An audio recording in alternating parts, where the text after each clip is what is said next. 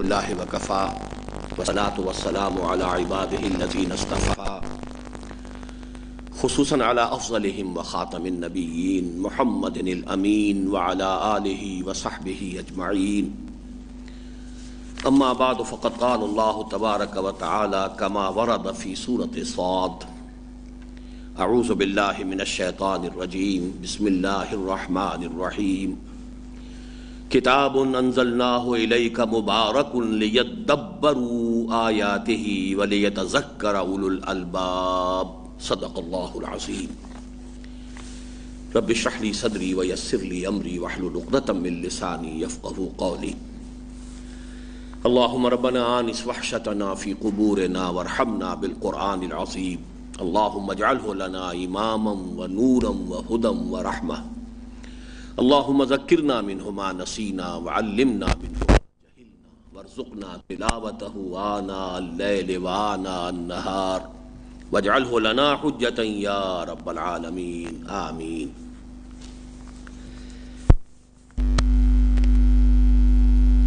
تیسرا حق قرآن مجید کا یہ ہے کہ اسے سمجھا جائے، اور ظاہر ہے کہ کلام الہی نازل ہی اس لیے ہوا ہے کہ اس پر ایمان کا لازمی تقاضا یہ ہے کہ اس کا فہم حاصل کیا جائے.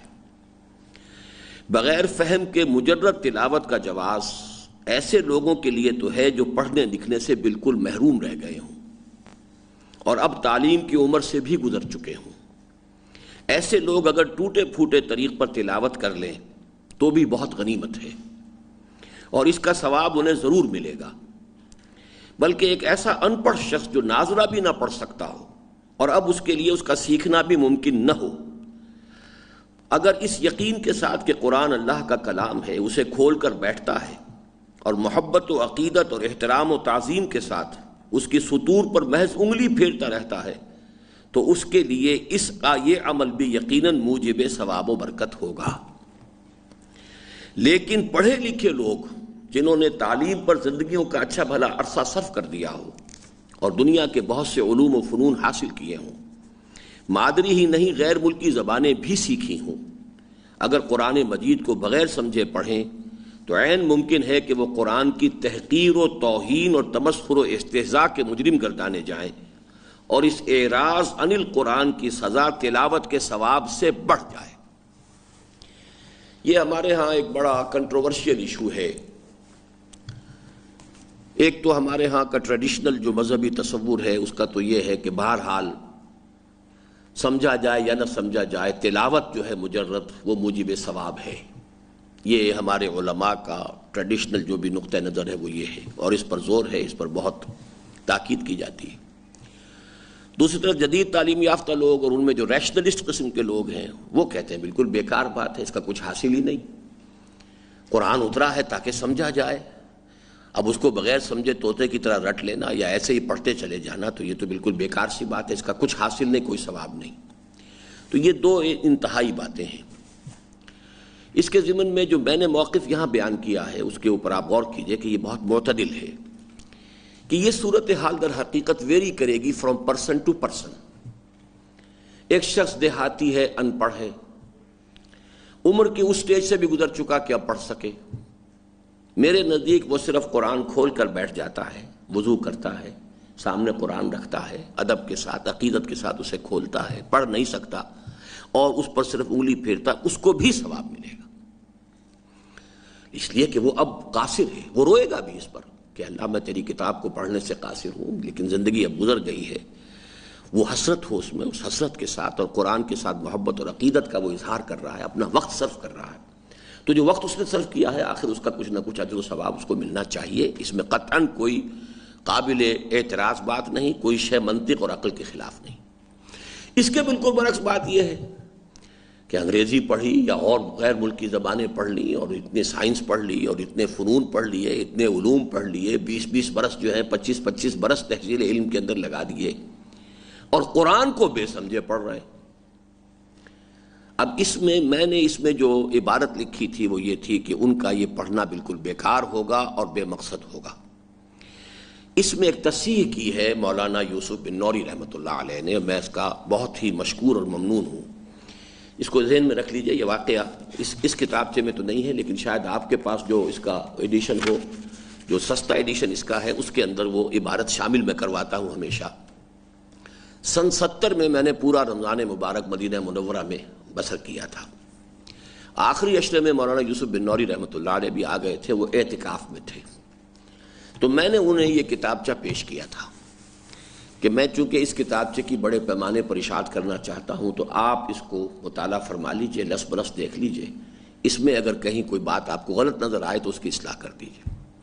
انہوں نے پورا کتابچہ پڑھا لس برس حالت اعتکاف میں مسجد نبوی میں، اور صرف ایک جملے میں اصلاح تجویز کی ہے. وہ میں بھی آپ کو بتا دیتا ہوں کہ وہ اصلاح کیا ہے. وہ اصلاح یہ کہ انہوں نے فرمایا کہ یوں نہ کہو کہ اس شخص کو بھی کوئی ثواب نہیں ہوگا، چاہے وہ اس نے انگریزی پڑھی ہے، ڈاکٹری پڑھی ہے، انجینئرنگ پڑھی ہے، کمپیوٹر سائنسز پڑھی ہے، سب کچھ پڑھی ہے، لیکن قرآن کو وہ بغیر سمجھے پڑھ رہا ہے. تو یوں مت کہو کہ اسے ثواب نہیں ملے گا. بے سمجھے پڑھنے کا بھی ثواب تو ملے گا، لیکن چونکہ وہ سمجھ نہیں رہا جبکہ سمجھ سکتا ہے، اس اعراض کی سزا ملے گی. اس سزا کا ہو سکتا ہے کہ مقدار اس ثواب سے بڑھ جائے. یہ جملہ ان کا ہے جو میں نے یہاں کوٹ کیا ہے، کہ ہو سکتا ہے کہ قرآن کی تحقیر و توہین اور تمسخر و استہزاء کے مجرم گردانے جائیں، اور اس اعراض عن القرآن کی سزا تلاوت کے ثواب سے بڑھ جائے. اب یہاں دونوں باتیں پوری ہو گئیں کہ نہ اس کا انکار ہوا کہ مجرد تلاوت تو بہرحال اس شخص نے بھی وقت لگایا ہے، لاجیکل بات بھی ہے. آخر کوئی ڈاکٹر ہے، کوئی انجینئر ہے، کوئی اور پروفیشنل ہے، اس کے وقت کی قدر و قیمت ہے، وہ وقت نکالتا ہے، وہ بیٹھتا ہے، قرآن پڑھتا ہے. تو جو اس کی انویسٹمنٹ ہے ان ٹرمز آف ٹائم، وہ تو یعنی ہونی چاہیے اس کا کچھ نہ کچھ reward. It shouldn't go in rewarded. تو ثواب اس کا تو ہو جائے گا، وہ تو پازیٹیو میں درج کر لیجئے، کریڈٹ ہو گیا. لیکن یہ شخص چونکہ سمجھ نہیں رہا ہے، تو یہ اعراض عن القرآن کی ایک شکل ہو گئی. قرآن سے اعراض کرنے کا مجرم ہو رہا ہے. اس جرم کی سزا ہو سکتا ہے کہ اس سے بڑھ جائے. تو آپ کا ڈسکریڈٹ جو ہے کریڈٹ سے اگر بڑھ گیا، ڈیبٹ جو ہے، تو ظاہر بات ہے کہ نیٹ رزلٹ وہی ہوگا جو میں نے لکھا تھا. لیکن محتاط الفاظ ہو گئے کہ اس سے ان لوگوں کے ساتھ مشابہت نہیں ہوئی جو ہمارے منکرین حدیث ہیں یا اور اس طرح کے لوگ ہیں کہ جو کہتے ہیں کوئی فائدہ نہیں، قطعاً اس کی کوئی ضرورت نہیں. اس سے بہتر یہ کہ بھائی وہ اگر آج پڑھ رہے ہیں تو پڑھنے تو انہیں دو، اور ان سے کہو کہ سمجھو بھی، کوشش کرو، بجائے اس کے کہ ڈیناؤنس کر دیا جائے کہ پڑھنے کا کوئی فائدہ نہیں. تو یہ اس میں ایک توازن پیدا کیا ہے مولانا یوسف بن نوری نے رحمہ اللہ. اور اس پورے کتابچے میں صرف یہی ایک ترمیم یا تصحیح انہوں نے تجویز کی تھی جو میں نے اس میں انکارپوریٹ کر دی ہے. اس میں جو ایک نوٹ ہے نیچے وہ پڑھ لیجئے. وہ میں نے جو عرض کیا ہے کہ اگر کوئی شخص صرف انگلی پھیرتا ہے اسے بھی ثواب ملے گا. یہ عبارت پہلے سے موجود تھی اس میں صرف جملہ، اس میں ایک جملے کے اندر صرف تبدیلی ہوئی ہے، ورنہ یہ توازن میرے ہاں موجود تھا کہ ایک شخص جو پڑھ نہیں سکتا، اب سیکھ بھی نہیں سکتا، عمر کی اس سٹیج کو پہنچ چکا ہے، تو وہ تو اگر اٹک اٹک کر پڑھے تب بھی وہ بالکل نہ پڑھ سکے تو انگلی پھیرے بیٹھ کر حسرت کے ساتھ اور محبت اور عقیدت کے ساتھ، تو اسے بھی ثواب ملے گا. دراصل یہی وہ حقیقت ہے جو ایک حدیث میں بیان ہوئی، لیکن جس سے یہ بات بالکل غلط طور پر سمجھی گئی کہ اچھا بھلا پڑھا لکھا اور صاحب استعداد آدمی بھی قرآن کو بے سمجھے بوجھے اور غلط سلط پڑھنے پر بھی عند اللہ ثواب کا حقدار ہوگا. عن عائشہ رضی اللہ تعالی عنہا قالت قال رسول اللہ صلی اللہ علیہ وسلم. ام المومنین حضرت عائشہ صدیقہ رضی اللہ تعالی عنہا سے مروی ہے، انہوں نے فرمایا کہ حضور نے ارشاد فرمایا الماہر بالقرآن مع السفرۃ الکرام البررہ. یہ جو الفاظ آئے ہیں سورہ عبس میں، فی صحف مکرمۃ مرفوعۃ مطہرۃ بایدی سفرۃ کرام بررہ، کہ یہ قرآن مجید ان فرشتوں کے ہاتھوں میں ہے کہ جو بہت بزرگ ہیں، بہت باعزت ہیں. تو حضور نے فرمایا جو قرآن کا ماہر ہے، اب ماہر میں ساری چیزیں آ جائیں گی، سمجھنے والا بھی، صحیح پڑھنے والا بھی، صحیح تلاوت کرنے والا بھی. الماہر بالقرآن مع السفرۃ الکرام البررہ، وہ تو اپنے درجے میں ان فرشتوں کے درجے کو پہنچ گیا کہ جن کا ذکر سورہ عبس میں ہوا ہے قرآن مجید میں. تو لیکن یہ کہ والذی یقرأ القرآن ویتتعتع فیہ، اب وہ شخص کے جو قرآن پڑھتا ہے لیکن اٹکتا ہے، روانی سے نہیں پڑھ سکتا لیکن محنت کر رہا ہے بیچارہ، نہیں جوڑ ملا سکتا، پھر دوبارہ پڑھتا ہے، پھر جوڑتا ہے، پھر رکتا ہے، پھر آگے چلتا ہے. یتتعتع فیہ، وہ شخص کے جو روانی سے قرآن نہیں پڑھ سکتا، اٹک اٹک کر پڑھتا ہے. وَهُوَ عَلَيْهِ شَاقٌ، اور اس پر جو ہے وہ شاق گزر رہی ہے، محنت جو ہے، مشقت اس کے اوپر آ رہی ہے قرآن کا پڑھنا۔ اب جس کو صحیح پڑھنا آتا ہے وہ تو فر پڑھتا چلا جا رہا ہے، لیکن یہ بڑی محنت کر رہا ہے، اٹک اٹک کر پڑھ رہا ہے، وقت بھی زیادہ لگ رہا ہے، محنت بھی ہو رہی ہے، افسوس بھی ہو رہا ہے۔ لہو اجران، اسے دوہرا اجر ملے گا۔ اس کو نوٹ کیجئے کس قدر ریشنل بات ہے۔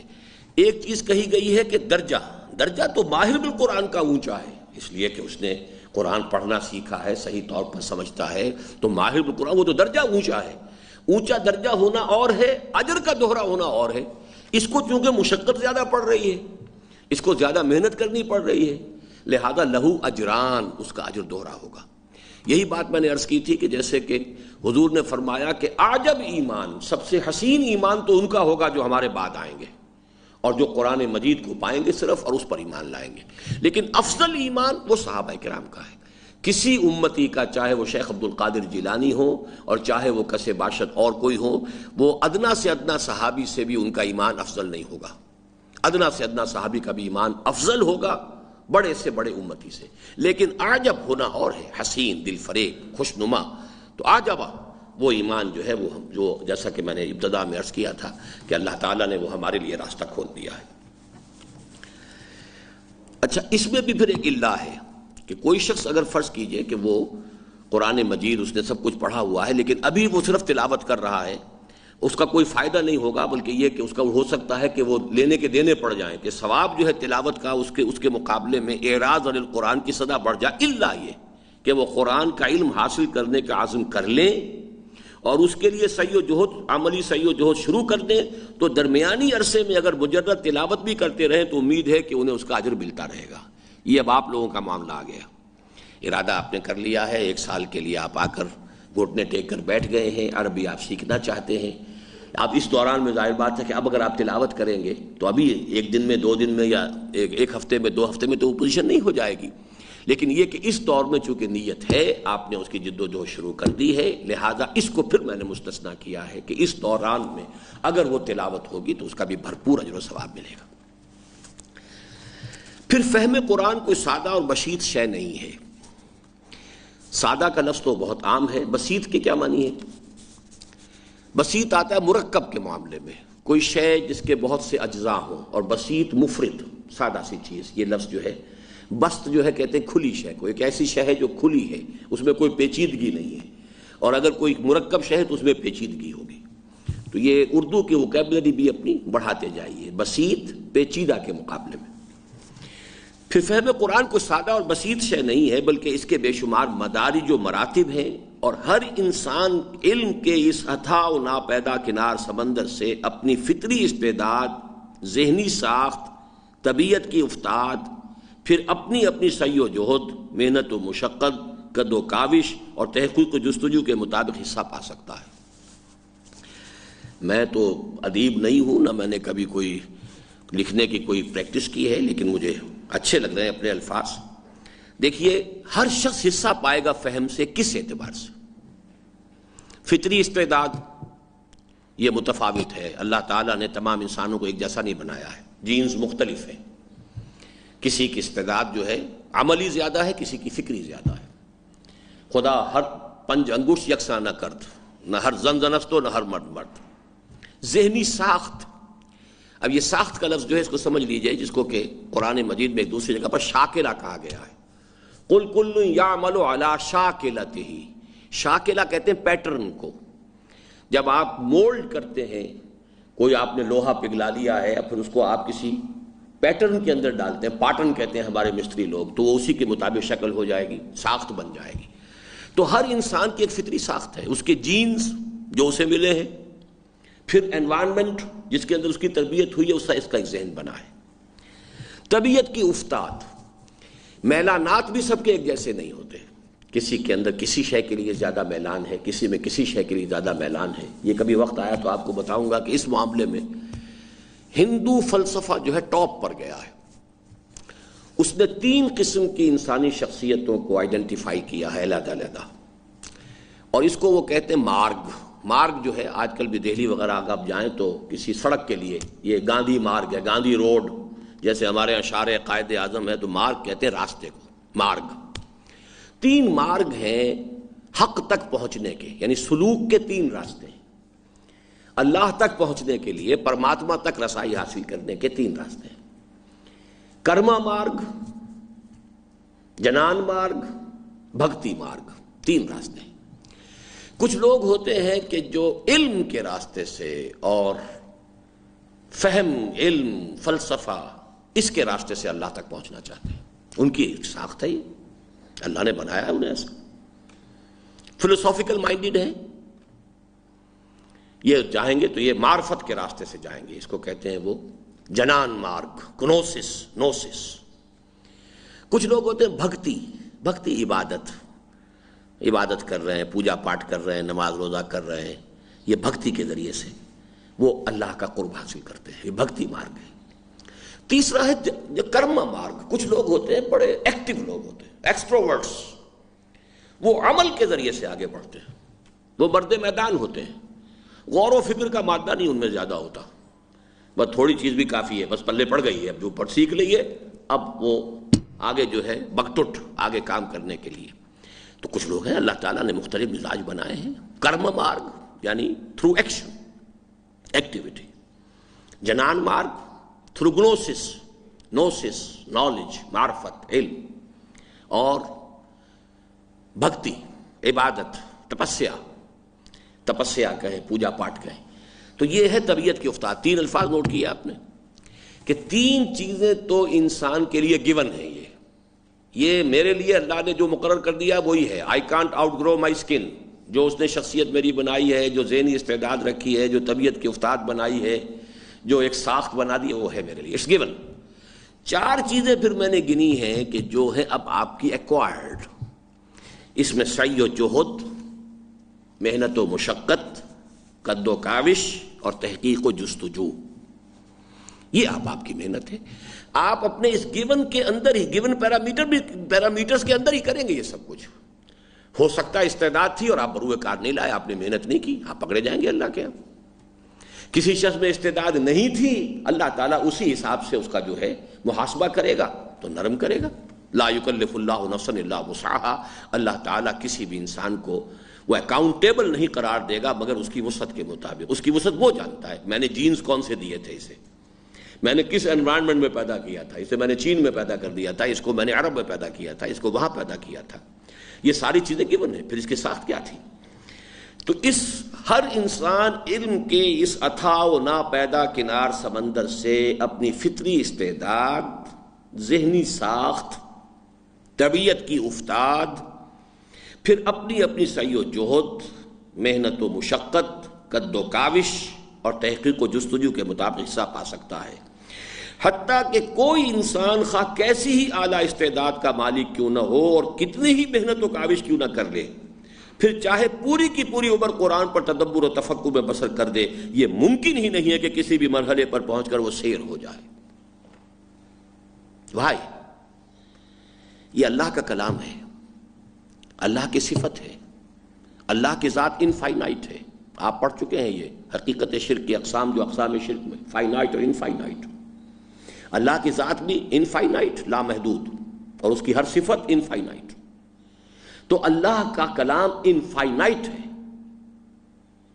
میں نے ایک مرتبہ بہت ہی کپکپی سی مجھ پر طاری ہو گئی تھی، ایک خاص اہم عالم دین ہیں، انہوں نے ہمارے ایک دوست سے یہ کہا، وہ ان کے عزیز ہیں، مجھ پر کچھ وہ تنقید بھی کر رہے تھے، لیکن ساتھ ہی انہوں نے تحسین کے انداز میں کہا کہ یہ ہم مانتے ہیں کہ انہیں قرآن پر عبور حاصل ہے۔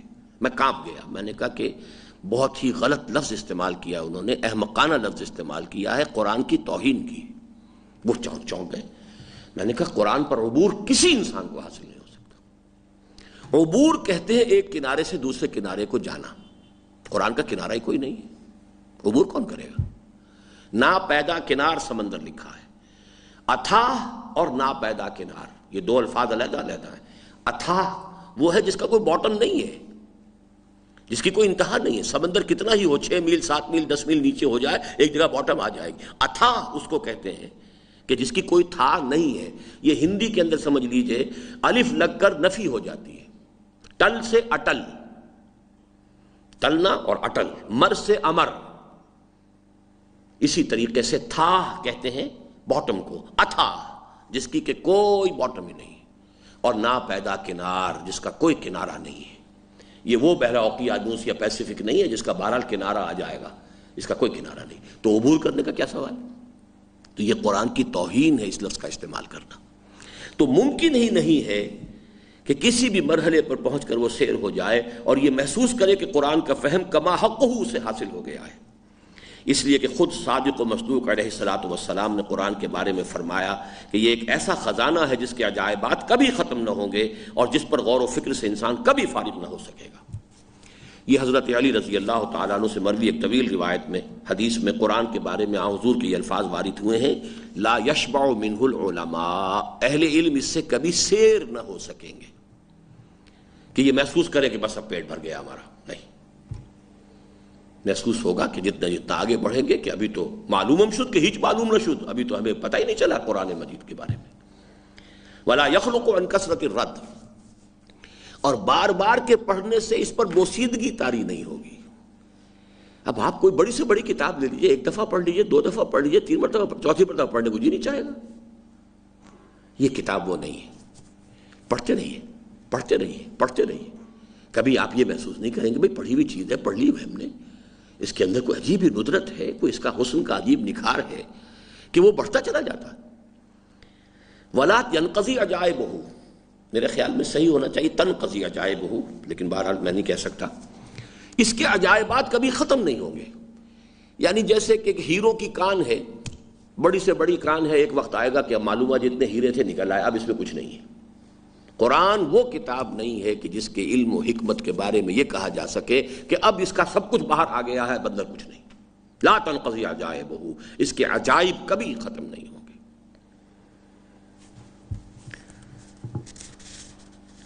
وفی ذالک فلیتنافس المتنافسون، تو چاہیے کہ جو لوگ ایک دوسرے سے آگے بڑھنے کی خواہش رکھتے ہوں وہ اس میں آگے بڑھنے کی کوشش کریں۔ بس چاہیے کہ اصحاب عزم و ہمت اور ارباب حوصلہ امنگ اس میدان کو اپنے حوصلوں اور امنگوں کی اماجگاہ بنائیں اور اس میں ایک دوسرے سے آگے نکلنے کی کوشش کریں۔ یہ اصل میں آخری پارے کی ایک صورت سے یہ آیت جو ہے اس کا حوالہ میں نے دیا ہے، وہ چاہیے تھا کہ اس کا حوالہ یہاں آ جاتا۔ دیکھیے دو لفظ قرآن مجید میں نوٹ کر لیجئے، ایک فلسفہ ہے کہ انسانی فطرت کے اندر یہ ہے مسابقت، آگے بڑھنا۔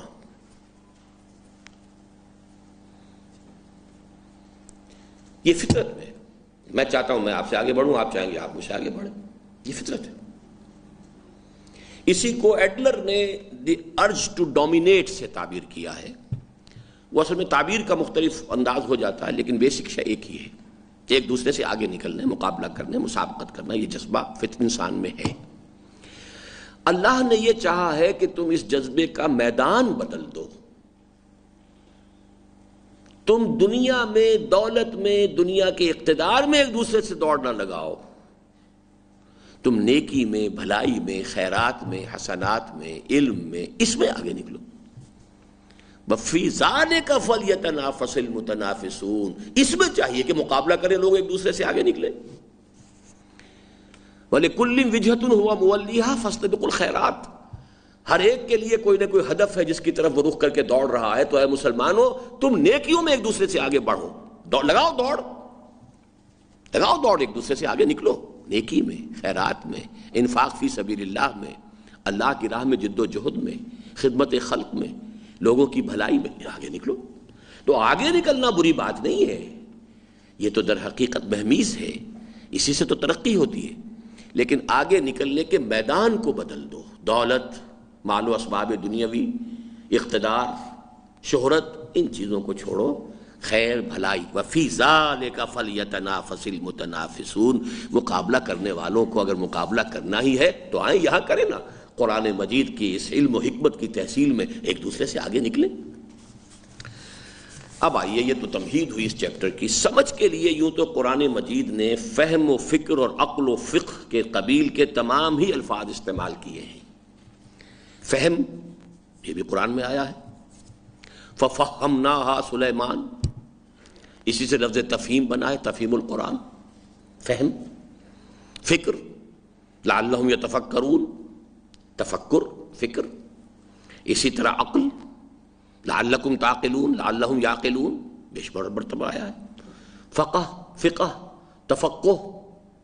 تو اب یہ چیزیں جو ہے سب قرآن مجید کے الفاظ ہیں، لیکن عجیب بات یہ ہے کہ فہم قرآن کے لیے وسیع ترین اصطلاح جو قرآن میں سب سے زیادہ استعمال ہوئی ہے وہ تذکر کی ہے، ذکر و تذکر۔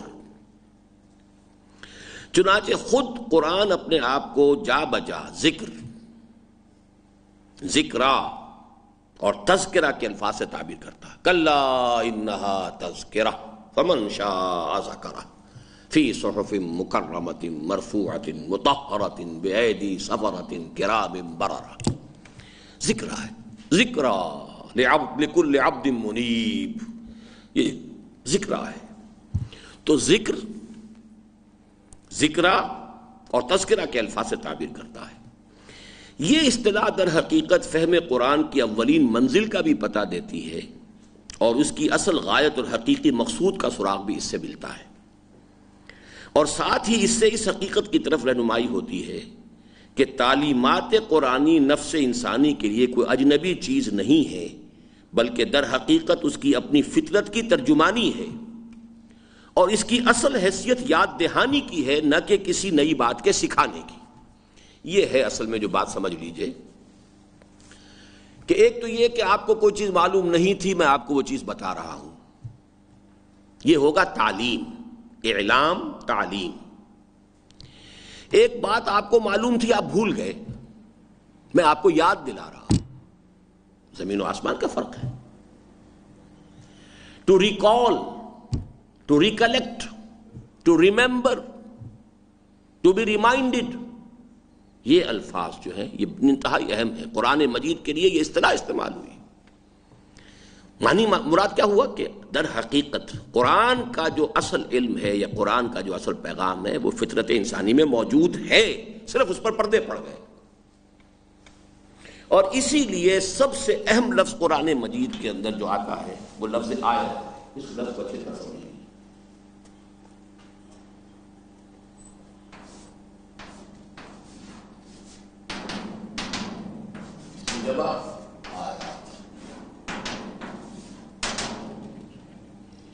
سائن،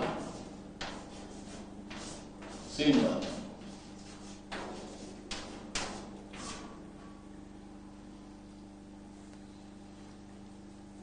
نشانی۔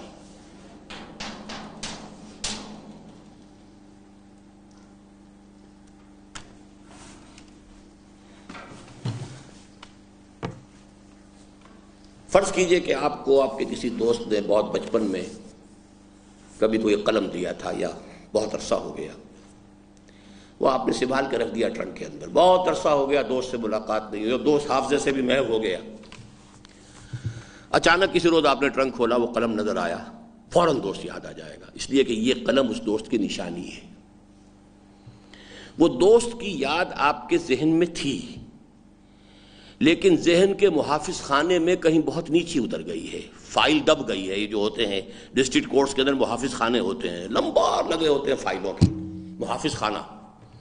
اب اس میں پھر کبھی فائل تلاش کرنی پڑتی ہے تو کئی دن لگ جاتے ہیں، تو وہ فائل کہیں دب گئی ہے، لیکن وہ قلم دیکھتے ہی یاد آ گیا۔ نہ آپ کی کوئی ایفرٹ ہے، نہ آپ کا ارادہ ہے، نہ آپ اپنے اس دوست کو یاد کرنا چاہتے تھے، نہ آپ نے اس کے لیے کوئی کوشش کی ہے، نہ کوئی سان گمان تھا۔ You saw the pen and you just recalled your friend۔ یہ ہے در حقیقت آیات الہیہ جو کائنات کے اندر ہیں، آیات انفسی، آیات آفاقی۔ اللہ پر ایمان فطرت انسانی میں ہے، روح کے اندر وہ موجود ہے، اس پر ہمارے مادی غلاف کے پردے پڑ گئے، ماحول کے پردے پڑ گئے، مصروفیتوں کے پردے پڑ گئے، ڈیلی روٹین کے پردے پڑ گئے۔ اب وہ چیز ہمارے حافظے میں، ہمارے شعور کے اندر، تحت الشعور کے بھی سب سے نچلے حصے کے اندر جا کر دب گئی ہے۔ قرآن کہتا ہے دیکھو اس سورج کو، کوئی یاد آیا؟ افلا ينظرون الى الابل کیف خلقت، کیا یہ اونٹ کو نہیں دیکھتے کیسے بنا ہے؟ وہ یاد نہیں آتا انہیں؟ وَإِلَى الْجِبَالِ كَيْفَ نُصِبَتْ وَإِلَى الْأَرْضِ كَيْفَ سُطِحَتْ، یہ دیکھتے نہیں؟ فذکر، تو اے نبی آپ تو بس یاد دلانے کی کوشش کیجئے، وہی ذکر کا لفظ آ گیا، انما انت مذکر، آپ صرف یاد دلا سکتے ہیں۔ کسی کے اوپر پردے اتنے گہرے پڑ گئے ہیں کہ نہیں اٹھ رہے ہیں تو آپ اٹھا نہیں سکتے پردے. تذکیر، ذکر، یہ ہے اصل بنیادی اس تذکر، یاد کرنا، to remember, to recall, to be reminded, to recollect. اس لیے کہ بالفعل وہ چیز موجود ہے. سارا فلسفہ وہیں سے چلے گا. اگر تو انسان ہے صرف حیوان تو کچھ نہیں ہے اس کے اندر، لیکن اگر انسان کا ایک وجود، روحانی وجود بھی ہے جس کا تعلق ذات باری کے ساتھ ہے، اس روحانی وجود میں وہ پورا پوٹینشل ایمان موجود ہے. دبا ہوا ہے، پردے پڑ گئے ہیں، زنگ آ گیا ہے، غلاف چڑھ گئے ہیں. ان غلافوں کو اٹھانے کے لیے ذرا دیکھو کوئی یاد آیا کہ نہیں؟ یہ ہے آیت کا تصور. اور اسی لیے قرآن مجید اپنے آپ کو کہتا تذکرہ ہے، یاد دہانی ہے. You have it with in you. صرف تمہیں ریمائنڈ کرنا ہے، یاد دلانا ہے. کوئی نئی شے نہیں پڑھانی ہے، تمہارے اپنے اندر کی کوئی شے ہے جسے جگانا ہے، ہوش میں لانا ہے. پڑھیے اسے. یہ اصطلاح در حقیقت فہم قرآن کی اولین منزل کا پتہ بھی دیتی ہے. وہ بعد میں پتہ چلے گا اولین منزل سے مراد کیا ہے. تدبر اس کے مقابلے میں اگلی منزل ہے، اور اس کی اصل غایت اور حقیقی مقصود کا سراغ بھی اس سے ملتا ہے. اور ساتھ ہی اس سے اس حقیقت کی طرف بھی رہنمائی ہوتی ہے کہ تعلیمات قرآنی نفس انسانی کے لیے کوئی اجنبی چیز نہیں ہے، بلکہ یہ در حقیقت اس کی اپنی فطرت کی ترجمانی ہے. اب دیکھیے، اب آپ سورہ فاتحہ پڑھیں گے تو یہی لفظ آ جائے گا اس میں کہ سورہ فاتحہ کیا ہے؟ ترجمانی ہے ایک سلیم الفطرت انسان کی. یہ سلیم الفطرت آپ پڑھ چکے ہیں درس نمبر 3 میں. لقمان کون تھے؟ سلیم الفطرت انسان، سلیم العقل انسان. سلامتی فطرت کا تقاضا کیا ہے؟ کہ جذبہ شکر ہو، کہ آپ کے ساتھ کسی نے بھلائی کی ہے تو آپ اس کا شکر کریں. سلامتی عقل کا تقاضا کیا ہے؟ کہ اپنے منعم کو اور محسن کو پہچانے. اگر سورج میں نگاہ جا کے اٹک گئی، صاحب اسی کی حرارت سے ہماری فصلیں پک رہی ہیں، اسی سے ہماری ہوائیں چل رہی ہیں، سب کچھ اسی کے دم سے، تو لو بھائی ڈنڈوت کرو سورج کو اور سجدہ کرو اور ہاتھ جوڑو. یہی ہے نا. یہاں نگاہ اٹک گئی ہے، سورج کے اندر اٹک گئی ہے. انسان کی عقل اس سے آگے جائے گی تو معلوم ہوگا یہ تو خود کسی کے حکم کا پابند ہے، کوئی ایک نظام ہے. اس سے بالا تر پھر ایک چھلانگ، جیسا کہ میں نے وہاں عرض کیا ہے کہ تمام اسباب کے اوپر ایک چھلانگ انسان لگاتا ہے مسبب الاسباب تک. انی وجہت وجہی للذی فطر السماوات والارض حنیفا وما انا من المشرکین. اور یہ وہ سفر ہے کہ جو حضرت لقمان نے بغیر اس کے کہ کوئی ان کے سامنے نبی کا پیغام آیا ہو، کوئی کتاب ہو، کچھ اور ہو، اپنی سلامتی فطرت اور سلامتی عقل دونوں کے نتیجے میں وہاں تک پہنچ گئے. اب وہی تصور کیجئے، وہی لقمان کھڑا ہوا اب دعا کر رہا ہے الحمدللہ رب العالمین الرحمن الرحیم مالک یوم الدین ایاک نعبد و ایاک نستعین اہدنا الصراط. اب مجھے بتا میں کروں کیا؟ یہاں آ کر گھٹنے ٹیک کر قدم قدم پر دو راہیں ہیں، ادھر جاؤں ادھر جاؤں. ذرا سا بھی یک لحظہ غافل گشتم و سرسالہ راہم دور شد. آدمی ذرا سا ایک غلط موڑ مڑ جائے، نہ معلوم کہاں سے کہاں پہنچ جائے گا. پروردگار تیری رہنمائی کا محتاج ہوں. تجھے میں نے پہچان لیا، تیری توحید کو پہچان لیا، تیری رحمانیت کو پہچان لیا، تیری ربوبیت کو پہچان لیا، اسے بھی پہچان لیا کہ تیرے حضور میں حاضر ہونا ہوگا، جواب دہی ہوگی. طے بھی کر لیا تیری بندگی کروں گا، لیکن کروں کیا؟ جیسے شاید آپ نے اس درس میں کہیں آیا ہو، حضرت زید فوت ہو گئے حضور پر وحی کے آغاز سے قبل. چچا تھے حضرت عمر کے زید. ان کے بیٹے سعید ابن زید عشرہ مبشرہ میں سے ہیں جو حضرت عمر کے بہنوئی تھے، اور انہی کے راستے سے ہو کہ اسلام حضرت عمر تک پہنچا ہے. ان کی اہلیہ تھی حضرت فاطمہ بنت خطاب، حضرت عمر کی ہمشیرہ. یہ میاں بیوی پہلے ایمان لے آئے تھے. کیوں لے آئے تھے؟ اس لیے کہ زید کے بیٹے ہیں. زید وہ ہیں کہ جو توحید کامل تک پہنچ چکے تھے. اس کے بعد آتا ہے کہ کعبے کے کپڑے پکڑ پکڑ کر، پردے پکڑ پکڑ کر دعا کرتے ہیں، اللہ میں صرف تیری بندگی کرنا چاہتا ہوں، کیسے کروں یہ مجھے پتہ نہیں. How to worship you, what to do, what not to do. ایسے شخص کے سامنے حضور کی دعوت آتی تو کیا وہ ابو بکر صدیق سے بھی آگے بڑھ کر پیش قدمی نہ کرتا؟ اس کے بیٹے ہیں سعید ابن زید، عشرہ مبشرہ میں سے. تو یہ اصل میں فطرت سلیمہ، عقل سلیم.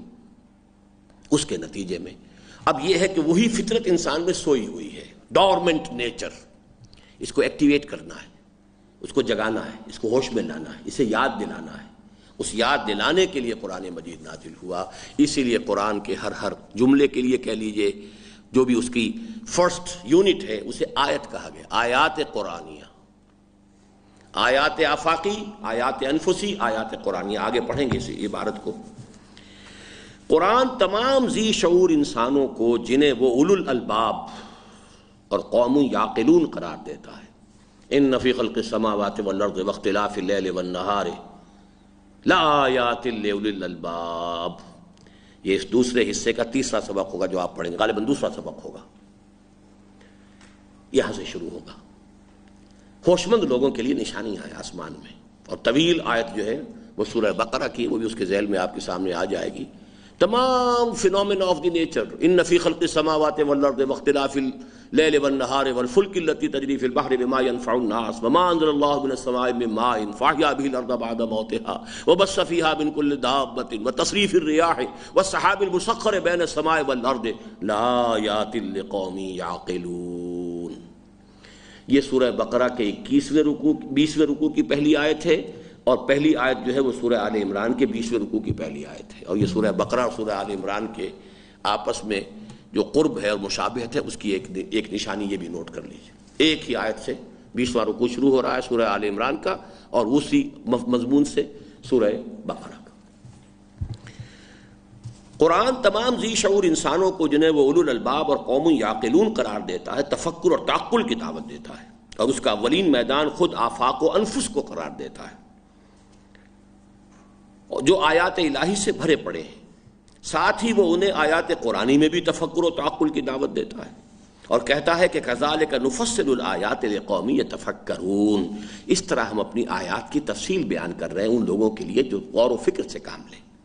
اور فرمایا وَأَنزَلْنَا إِلَيْكَ الذِّكْرَ لِتُبَيِّنَ لِلنَّاسِ مَا نُزِّلَ إِلَيْهِمْ لَعَلَّهُمْ يَتَفَكَّرُونَ. اور اے محمد ہم نے آپ کی طرف یہ الذکر نازل کیا. ذرا نوٹ کیجئے، یہ ذکر اور یہ الذکر، یہ قرآن کے لیے گویا کہ اس میں علم بن گیا. شاید اتنی تو ابھی آپ نے پڑھ لی ہو. یہ ذکر، یہ کیا ہے؟ نکرہ. اور الذکر اب یہ معرفہ ہو گیا. یہ ہے قرآن.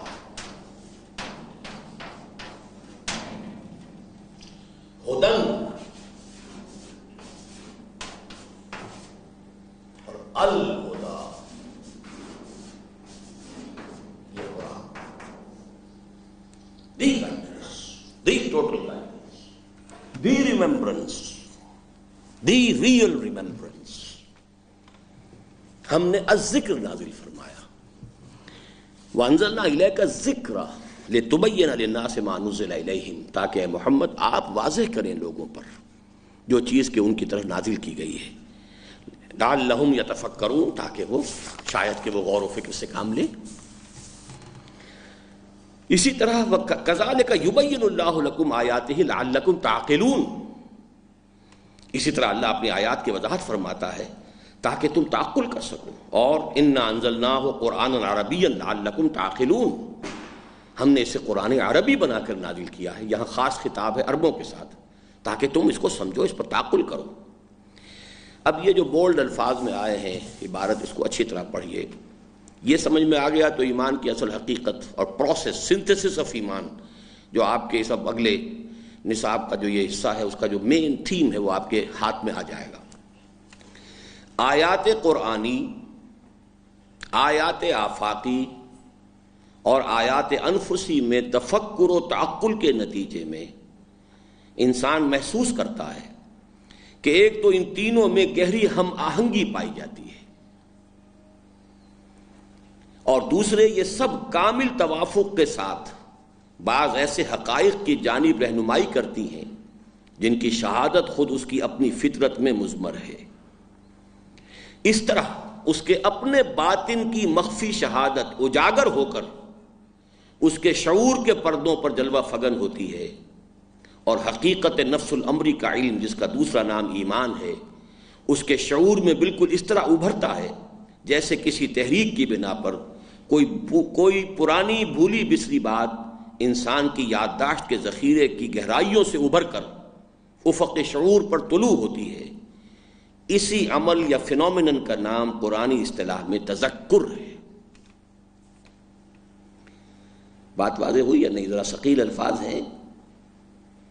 آیات قرآنی آپ پڑھ رہے ہیں، آیات آفاقی کا مشاہدہ کر رہے ہیں، آیات انفسی انسان کے اپنے اندر، وفی انفسکم افلا تبصرون، اور یہ سورہ حامیم السجدہ کے آخر میں بھی آیت آئی ہے، سنریہم آیاتنا فی الآفاق وفی انفسہم حتی یتبین لہم انہ الحق، ہم انہیں اپنی آیات دکھائیں گے آفاق میں بھی، یونیورس میں، اور ان کے اپنے اندر بھی۔ اور اس کا سب سے بڑا مظہر آج کی دنیا میں ایمبریولوجی ہے۔ ایمبریولوجی کی فیلڈ میں جو بھی کچھ انسان نے آج سیکھا ہے، دنگ رہ جاتا ہے کہ قرآن نے اس کی کیسی ویوڈ پکچر جو ہے 1400 برس پہلے دی ہے، جبکہ نہ ابھی ڈسیکشن تھی، نہ کوئی مائکروسکوپ تھی، کچھ بھی نہیں تھا۔ تو یہ آیات انفسی ہے۔ ان سب کے حوالے سے دو چیزیں ابھرتی ہیں کہ ایک تو یہ کہ ان تینوں میں ہم آہنگی ہے، اس کائنات میں وحدت ہے، یہ کوئی تضادات کا مجموعہ نہیں ہے۔ بظاہر تو تضاد ہے، لیکن تضادات توافق کی حامل ہے۔ آسمان سے پانی برستا ہے، زمین سے روئیدگی نکلتی ہے۔ آسمان اور زمین کے مابین توافق ہے، اوپر سے پانی برسا ہے تب زمین کے اندر سے روئیدگی نکلی ہے، تو بظاہر چیزیں متضاد ہیں۔ اسی طریقے سے رات اور دن متضاد ہیں، لیکن آپ کو معلوم ہے کہ پورے پلانٹ کنگڈم کے اندر ان کا ریسپیریشن کا عمل جو ہے اسی سے ریورس ہوتا ہے، دن میں کچھ اور ہو رہا ہے، رات کو کچھ اور ہو رہا ہے، اور اس سے یہ سارا نظام چل رہا ہے۔ تو اس میں تضادات نظر آتے ہیں، لیکن تضادات کو جب انسان گہری نظر سے دیکھتا ہے، توافق ہے۔ آیات آفاقی، آیات انفسی، آیات قرآنی، ان تینوں کے اندر کوئی بہت ہی قریبی تعلق ہے، توافق ہے، تعلق ہے، ہم آہنگی ہے، نمبر ایک۔ اور اس کے ساتھ ساتھ بعض ایسے حقائق کی جانب رہنمائی کرتے ہیں جن کی شہادت خود اس کی اپنی فطرت میں مضمر ہے۔ یہ ہم پہلے بھی پڑھ چکے ہیں کہ انسان کے اپنے اندر ہے، جیسے کہ میرے ٹیسٹ بڈ نے مجھے بتایا یہ میٹھی ہے یا یہ کڑوی شے ہے، میرے اندر کی کچھ ہے بتا رہی ہے یہ حق ہے۔ انت الحق ووعدک الحق وقولک حق ولقاؤک حق والجنۃ حق والنار حق والساعۃ حق ومحمد حق والنبیون حق والقرآن حق، something within me testifies to it۔ اس کا نتیجہ کیا نکلتا ہے؟ اس طرح اس کے اپنے باطن کی مخفی شہادت اجاگر ہو کر اس کے شعور کے پردوں پر جلوہ فگن ہوتی ہے۔ From his subconscious mind it comes up at the level of the conscious mind. اور حقیقت نفس الامری کا علم، یعنی اس پوری کائنات کی اصل حقیقت کیا ہے، اسی کا نام ایمان ہے۔ اس کے شعور میں بالکل اس طرح ابھرتا ہے، اندر سے ابھرتا ہے، جیسے کسی تحریک کی بنا پر کوئی پرانی بھولی بسری بات انسان کی یادداشت کے ذخیرے کی گہرائیوں سے ابھر کر افق شعور پر طلوع ہوتی ہے۔ جیسے سورج طلوع ہوتا ہے، ایسے ہی ہمارے اس کانشس مائنڈ کے ہورائزن پر وہ بات جو ہمارے شعور اور گہرائی، ہماری یادداشت اور میموری کی گہرائی میں اتر گئی تھی، اٹ کمز اپ۔ اسی عمل یا فینومینن کا نام تذکر، یاد کرنا۔ تذکر باب تفاعل ہے، تذکیر یاد دلانا۔ نوٹ کر لیجئے، تعلیم اور تعلم یہ بعد میں پڑھیں گے، ابھی آپ یاد بھی نہیں ہے، لیکن یہ چیزیں بہت سادہ چیزوں کے حوالے سے یاد ہو سکتی ہیں۔ تعلیم، تعلم، کیا فرق ہے؟ تعلیم کسی کو پڑھانا، سکھانا، علم دینا، تعلم خود علم حاصل کرنا۔ اسی طریقے سے سمجھیے، تذکیر ذکر سے بنا، یہ علم سے ہے اور یہ ذکر سے۔ تذکیر کسی دوسرے کو یاد دلانا، ریمائنڈ، تو ریمائنڈ ہے، اور تذکر خود یاد کرنا۔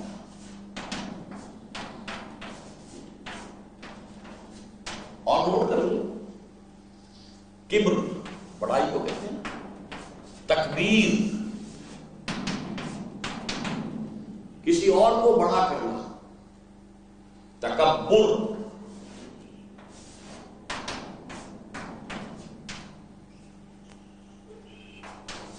خود بڑا۔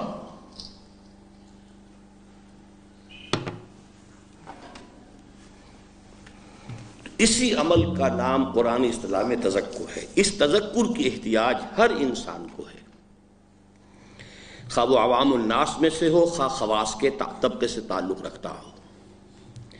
یہی وجہ ہے کہ اللہ تعالیٰ نے تذکر کے لیے قرآن کو انتہائی آسان بنا دیا ہے، اور قرآن کی ایک ہی صورت میں 4 مرتبہ فرما کر وَلَقَدْ يَسَّرْنَا الْقُرْآنَ لِلذِّكْرِ فَهَلْ مِن مُدَّكِرٍ۔ سورہ قمر میں 4 مرتبہ یہ چیلنج آیا ہے، چیلنج۔ ہم نے قرآن کو ذکر کے لیے، تذکر کے لیے بہت آسان بنا دیا ہے، تو ہے کوئی جو تذکر حاصل کرنا چاہے؟ قرآن کے بارے میں یہ نوٹ کیجئے، اس اعتبار سے یہ ایک عجیب کتاب ہے، ایک پہلو سے آسان ترین کتاب ہے، اور وہ پہلو ہے تذکر۔ قرآن سے اس کا ایسنس لینا ہو آپ نے، اصل سبق یاد دہانی جو آپ کی اپنی فطرت کے اندر سے ابھر آئے، اس کے لیے قرآن آسان ترین کتاب ہے۔ اور قرآن کی حکمت کی گہرائیوں میں غوطہ زنی کرنی ہو تو قرآن دنیا کی مشکل ترین کتاب ہے، تدبر کے اعتبار سے مشکل ترین، تذکر کے اعتبار سے آسان ترین۔ اس لیے کہ تذکر کی ضرورت تو عامی آدمی کو بھی ہے، خاص کو بھی ہے، علامہ اقبال کو بھی تھی، کسی کسان کو بھی ہے، تذکر تو ضروری ہے، اس کے لیے تو آسان ہونی چاہیے کتاب۔ اس کو میں ایک بڑی خوبصورت مثال سے پیش کیا کرتا ہوں کہ جیسے آپ سنتے ہیں نا کہ سمندر میں تیل جو ہے کسی ٹینکر سے، آئل، وہ ٹینکر ٹوٹ گیا، آئل جو ہے وہ اب سمندر کی سطح پر رہتا ہے، وہ نیچے نہیں جاتا۔ آئل تو سطح پر ہے لیکن سمندر تو نیچے میلوں ہے نا۔ تو قرآن کی جو اصل جو تیل ہے، جو اصل روغن ہے، جو اس کی ہدایت ہے، وہ اس کی سطح پر موجود ہے۔ You don't need to dive deep into it۔ اس کی اصل ہدایت یہ اس کی سطح پر تیر رہی ہے۔ باقی اگر آپ if you want to dive deep into the wisdom of knowledge of قرآن، اس کے کچھ تقاضے بہت بڑے کٹھن ہیں، بڑے مشکل ہیں۔ اس کو ذہن میں رکھیے، وَلَقَدْ يَسَّرْنَا الْقُرْآنَ لِلذِّكْرِ فَهَلْ مِن مُدَّكِرٍ۔ ہر انسان پر حجت قائم کر دی ہے کہ خواہ وہ کتنی ہی کم اور کیسی ہی معمولی استعداد کا حامل کیوں نہ ہو، فلسفہ و منطق اور علوم و فنون سے کتنا ہی نابلد، اور زبان و ادب کی نزاکت اور پیچیدگیوں سے کتنا ہی ناواقف کیوں نہ ہو، وہ قرآن سے تذکر کر سکتا ہے، بشرطے کہ اس کی طبع سلیم اور فطرت صحیح ہو، اور ان میں ٹیڑھ اور کجی راہ نہ پا چکی ہو، اور وہ قرآن کو پڑھتے ہوئے اس کا ایک سادہ مفہوم روانی کے ساتھ سمجھتا چلا جائے۔ دس از دی منیمم ریکوائرمنٹ۔ لمبی چوڑی بحثیں اور وہ نحو کی اور صرف کی اور شان نزول کی اور فلاں کی اور اس کی اور اس کی اور منطق کی اور فلسفے کی، کوئی بحث نہیں۔ ایک رواں مفہوم اگر آپ سمجھ جائیں، جیسے کہ ایک بدو سمجھتا تھا، نہ وہ منطقی تھا، نہ فلسفی تھا، نہ لکھنا جانتا تھا، نہ پڑھنا جانتا تھا، عرب کا ایک بدو، لیکن قرآن مجید اس کے دل کے اوپر اتر رہا ہے براہ راست۔ تو یہ البتہ لازمی شرط ہے، جس شرط کو پورا کرنے کے لیے اللہ نے آپ کو توفیق دی ہے کہ آ کر بیٹھے ہیں کہ اتنی گرامر سیکھ لی جائے کہ جب آپ پڑھ رہے ہوں تو اب آپ فرض کیجئے کہ آپ نے پڑھا، پھر نیچے دیکھا ترجمہ کیا لکھا ہے، پھر دیکھا حاشیہ نمبر 8 کہاں ہے، وہ تو اگلے صفحے پہ چلا گیا، اس کو موڑا ہے اگلے صفحے پہ جا کے حاشیہ، it's all broken, the inspiration gone, you can't have the inspiration. آپ اپنے دماغ میں کچھ بہت سا مواد جمع کر لیں گے، معلومات جمع ہو جائیں گی، انسپریشن ڈائریکٹ پڑھیے۔ تیرے ضمیر پہ جب تک نہ ہو نزول کتاب، گرہ کشا ہے نہ راضی نہ صاحب کشاف، وہ تو direct descending upon your heart. اور اس کے لیے یہ کہ یہ بیریئر، لینگویج بیریئر ہٹانا پڑے گا، دیٹ از ایسینشل۔ اس کے بغیر تذکر کا کوئی سوال نہیں، اس کے بغیر تو ثواب ہی ثواب ہے، اور وہ ثواب بھی اسی کو زیادہ ملے گا کہ جو بیچارہ اس عمر سے بھی گزر چکا، پڑھ بھی نہیں سکتا، باقی کے لیے ہو سکتا ہے عذاب بڑھ جائے اعراض کا۔ تفسیر قرآن کے متعدد پہلو ہیں، کس اعتبار سے یہ آسان ہے؟ مثلا ایک تو یہی کہ اس کا اصل موضوع اور اساسی مضامین فطرت انسانی کے جانے پہچانے ہیں، اور قرآن کو پڑھتے ہوئے ایک سلیم الطبع انسان خود اپنے باطن کی آواز سن رہا ہوتا. دیکھنا تقریر کی لذت کہ جو اس نے کہا میں نے یہ جانا کہ گویا یہی میرے دل میں تھا، تو ظاہر بات ہے آسان خود بخود ہو گیا. when there is an harmony. اسی لیے ابن قیم رحمۃ اللہ علیہ کا ایک قول مجھے بہت پسند ہے. وہ کہتے ہیں قرآن کے بعض پڑھنے والے ایسے ہوتے ہیں کہ جب قرآن پڑھ رہے ہوتے ہیں تو وہ محسوس کرتے ہیں کہ وہ مصحف میں نہیں پڑھ رہے بلکہ خود اپنے لوح قلب پر سے پڑھ رہے ہیں. such an intimate harmony کہ یہ صفحہ جو ہے یہ مجھے مصحف کا صفحہ نظر نہیں آتا، اپنے دل کے لوح معلوم ہوتی ہے کہ یہ قرآن تو وہاں درج ہے، لکھا ہوا ہے. I am reading it from the tablet of my own heart. یہ بڑا پیارا جملہ ہے ان کا. دوسرے یہ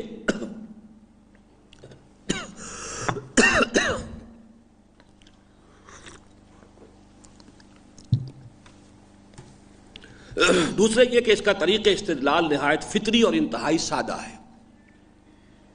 اس نے منطقی، اگرچہ منطق بھی زیر بحث قرآن میں آئی ہے اور منطقیوں کے لیے بھی رہنمائی قرآن میں ہے، لیکن قرآن کا انداز منطقی نہیں ہے،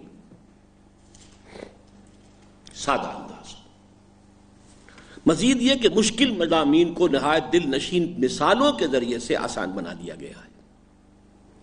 تیسرے یہ کہ اس کے باوجود کہ یہ ادب کا شاہکار اور فصاحت و بلاغت کی معراج ہے، اس کی زبان عام طور پر نہایت آسان ہے اور عربی زبان کی تھوڑی سی سوجھ بوجھ اور معمولی سا ذوق رکھنے والا شخص بھی بہت جلد اس سے مانوس ہو جاتا ہے، اور بہت ہی کم مقامات ایسے رہ جاتے ہیں جہاں ایسے شخص کو دقت پیش آئے. یہ تفسیر قرآن کے 3 پہلو ہیں، 3 مظاہر ہیں. لیکن تذکر بالقرآن کے لیے بھی عربی زبان کا بنیادی علم بہرحال ناگزیر ہے. This is inevitable.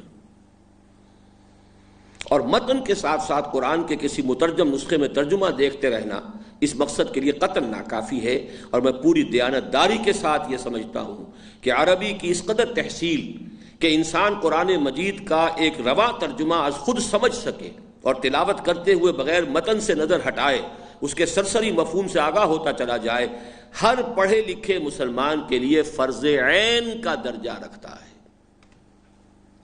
This is the emphasis that I have been putting for the last at least 30 years.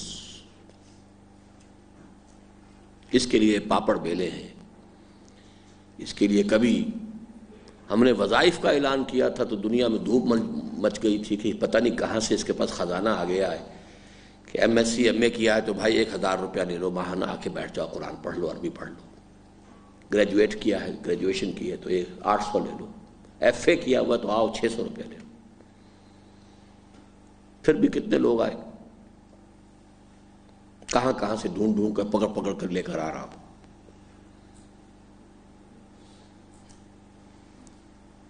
میرے نزدیک یہ فرض عین ہے ہر پڑھے لکھے انسان کے لیے.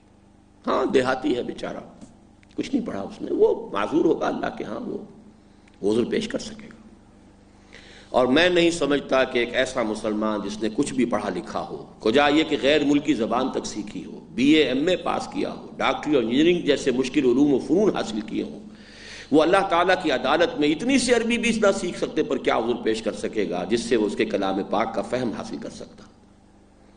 حضرات میں پورے خلوص اور خیرخواہی کے ساتھ آپ سے عرض کرتا ہوں کہ ایسے لوگوں کا عربی سیکھ کر قرآن کا فہم حاصل کرنے سے باز رہنا اللہ کے کلام کا تمسخر اور استہزاء ہی نہیں بلکہ اس کی تحقیر و توہین ہے.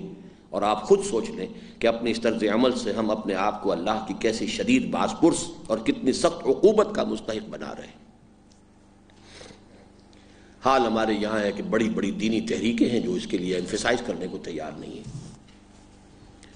واقعہ یہ کہ ہمارے دور کی 2 ہی تحریکیں ہیں جن کو میں تحریکیں کہتا ہوں، جماعت اسلامی اور تبلیغی جماعت. باقی تو وہ مولویوں کی ٹریڈ یونینز ہیں، اپنے اپنے وہ مختلف ان کے جو ہے وہ مارکے ہیں، اور وہ مارکے کے حوالے سے ان کی اپنی ایک شناخت ہے. جماعت اسلامی اس نے میں سمجھتا ہوں کہ کافی کام کیا. ان کے ہمیشہ اجتماعات میں درس قرآن کا کوئی نہ کوئی سلسلہ رہا. لیکن انہوں نے بھی ایک شخص کی تفسیر مولانا مودودی کی تفہیم پکڑ کر بس اس کے ساتھ اپنے آپ کو ایسا نتھی کیا، اور یہ کہ ایمفسس اس پر ہو کہ عربی سیکھو خود، یہ نہیں رہا. بہرحال کچھ نہ ہونے سے بہتر ہے، باقی دوسری طریقوں کے مقابلے میں بہتر ہے. لیکن تبلیغی جماعت کا تو معاملہ بالکل ہی الٹا ہے. پڑھے لکھے پروفیسرز 20 سال سے تبلیغی جماعت میں کام کر رہے ہیں، ہر سال 3 چلے لگا رہے ہیں، عربی نہیں سیکھی، ایمفیسس نہیں روکتے ہیں. بلکہ ضرورت کیا ہے آپ کو مسئلہ پوچھنا؟ ہم سے پوچھ لیں، علماء سے پوچھ لیں، بیٹھے ہیں علماء. قرآن پڑھیں گے تو گمراہ ہو جائیں گے، یہ الفاظ ہیں، کہتے ہیں. اس لیے کہ ایسے ایسے مسائل سامنے آ جائیں گے تم حل نہیں کر سکو گے. یہ باقاعدہ ان کے ہاں اس کی ممانعت ہوتی ہے. کہنا یہ چاہیے بھئی عربی سیکھو، وقت صرف کرو، قرآن پڑھو. تو الحمدللہ کہ بہرحال ہم نے جو بھی کام کیا ہے اس کی رفتار بہت سست ہے، کوئی مجھے اس پہ تشویش نہیں ہے. بات صحیح، سارا ایمفیسس اس پر ہے. پڑھو، سمجھو، اپنی آنکھیں کھولو، اپنی آنکھوں سے قرآن پڑھو. میری آنکھوں سے قرآن نہ پڑھو، اپنی آنکھیں کھولو. میرے نزدیک عربی زبان کی کم از کم اتنی تحصیل کہ قرآن مجید کا سرسری مفہوم انسان کی سمجھ میں آ جائے. ہر پڑھے لکھے مسلمان پر قرآن کا وہ حق ہے جس کی عدم ادائیگی نہ صرف قرآن بلکہ خود اپنے آپ پر بہت بڑا ظلم ہے.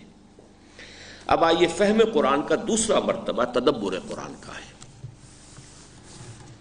یعنی یہ کہ قرآن کو گہرے غور و فکر کا موضوع بنایا جائے اور اس کے علم و حکمت کی گہرائیوں میں غوطہ زنی کرنے کی کوشش کی جائے.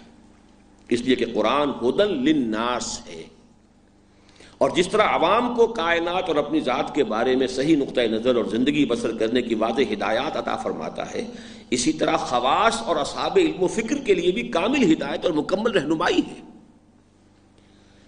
فلسفی کو بھی تو ہدایت درکار ہے، منطقی کو بھی تو ہدایت درکار ہے، سائنسدان کو بھی تو ہدایت درکار ہے، صرف تذکر تو نہیں. تمام پیچیدگیوں کا حل درکار ہے، تمام غلط فلسفوں کا توڑ درکار ہے، تمام سوشل پرابلمز کا حل درکار ہے. آخر انسان کی ضرورت ہے ہدایت. اگر وہ واقعتاً مدعی ہے ہدی للناس اور تمام آنے والے ادوار کے لیے تا قیام قیامت یہ ہدایت ہے، تو اس کے اندر ہر مسئلے کا حل ہونا چاہیے. اکنامک پرابلمز ہو، پولیٹیکل پرابلمز ہو، کانسٹیٹیوشنل پرابلمز ہو، سوشل پرابلمز ہو، ان سب کا حل اس میں ہونا چاہیے.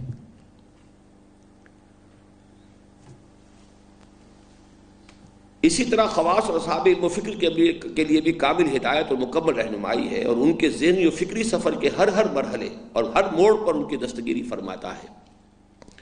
قرآن نے اپنے محل تدبر ہونے کو بئی الفاظ خود واضح فرمایا ہے. یہ آیت میں نے آج شروع میں تلاوت کی تھی، سورہ صاد کی. کتاب انزلناہ الیک مبارک لِيَدَّبَّرُوا آیَاتِهِ وَلِيَتَذَكَّرَ أُولُو الْأَلْبَابِ. یہ ایک ایسی کتاب ہے اے محمد صلی اللہ علیہ وسلم جو ہم نے آپ پر نازل فرمائی. انزلناہ الیک مبارکن، یہ مبارک ہے. پہلے تو اس لفظ کو بھی سمجھ لیجیے، مبارک کسے کہتے ہیں. یہ لفظ قرآن مجید میں یا ماء مبارکہ، پانی، بارش کا پانی مبارک. پانی جب نازل ہوتا ہے زمین میں سے روئیدگی نکال کر لاتا ہے تو سب کچھ زمین کے اندر موجود ہے. It was lying dormant. بیج بھی اسی میں تھے، گھاس کہاں سے آ گیا آخر؟ گھاس کے بیج تو تھے نا سوائل کے اندر پڑے ہوئے تھے، ڈورمنٹ تھے.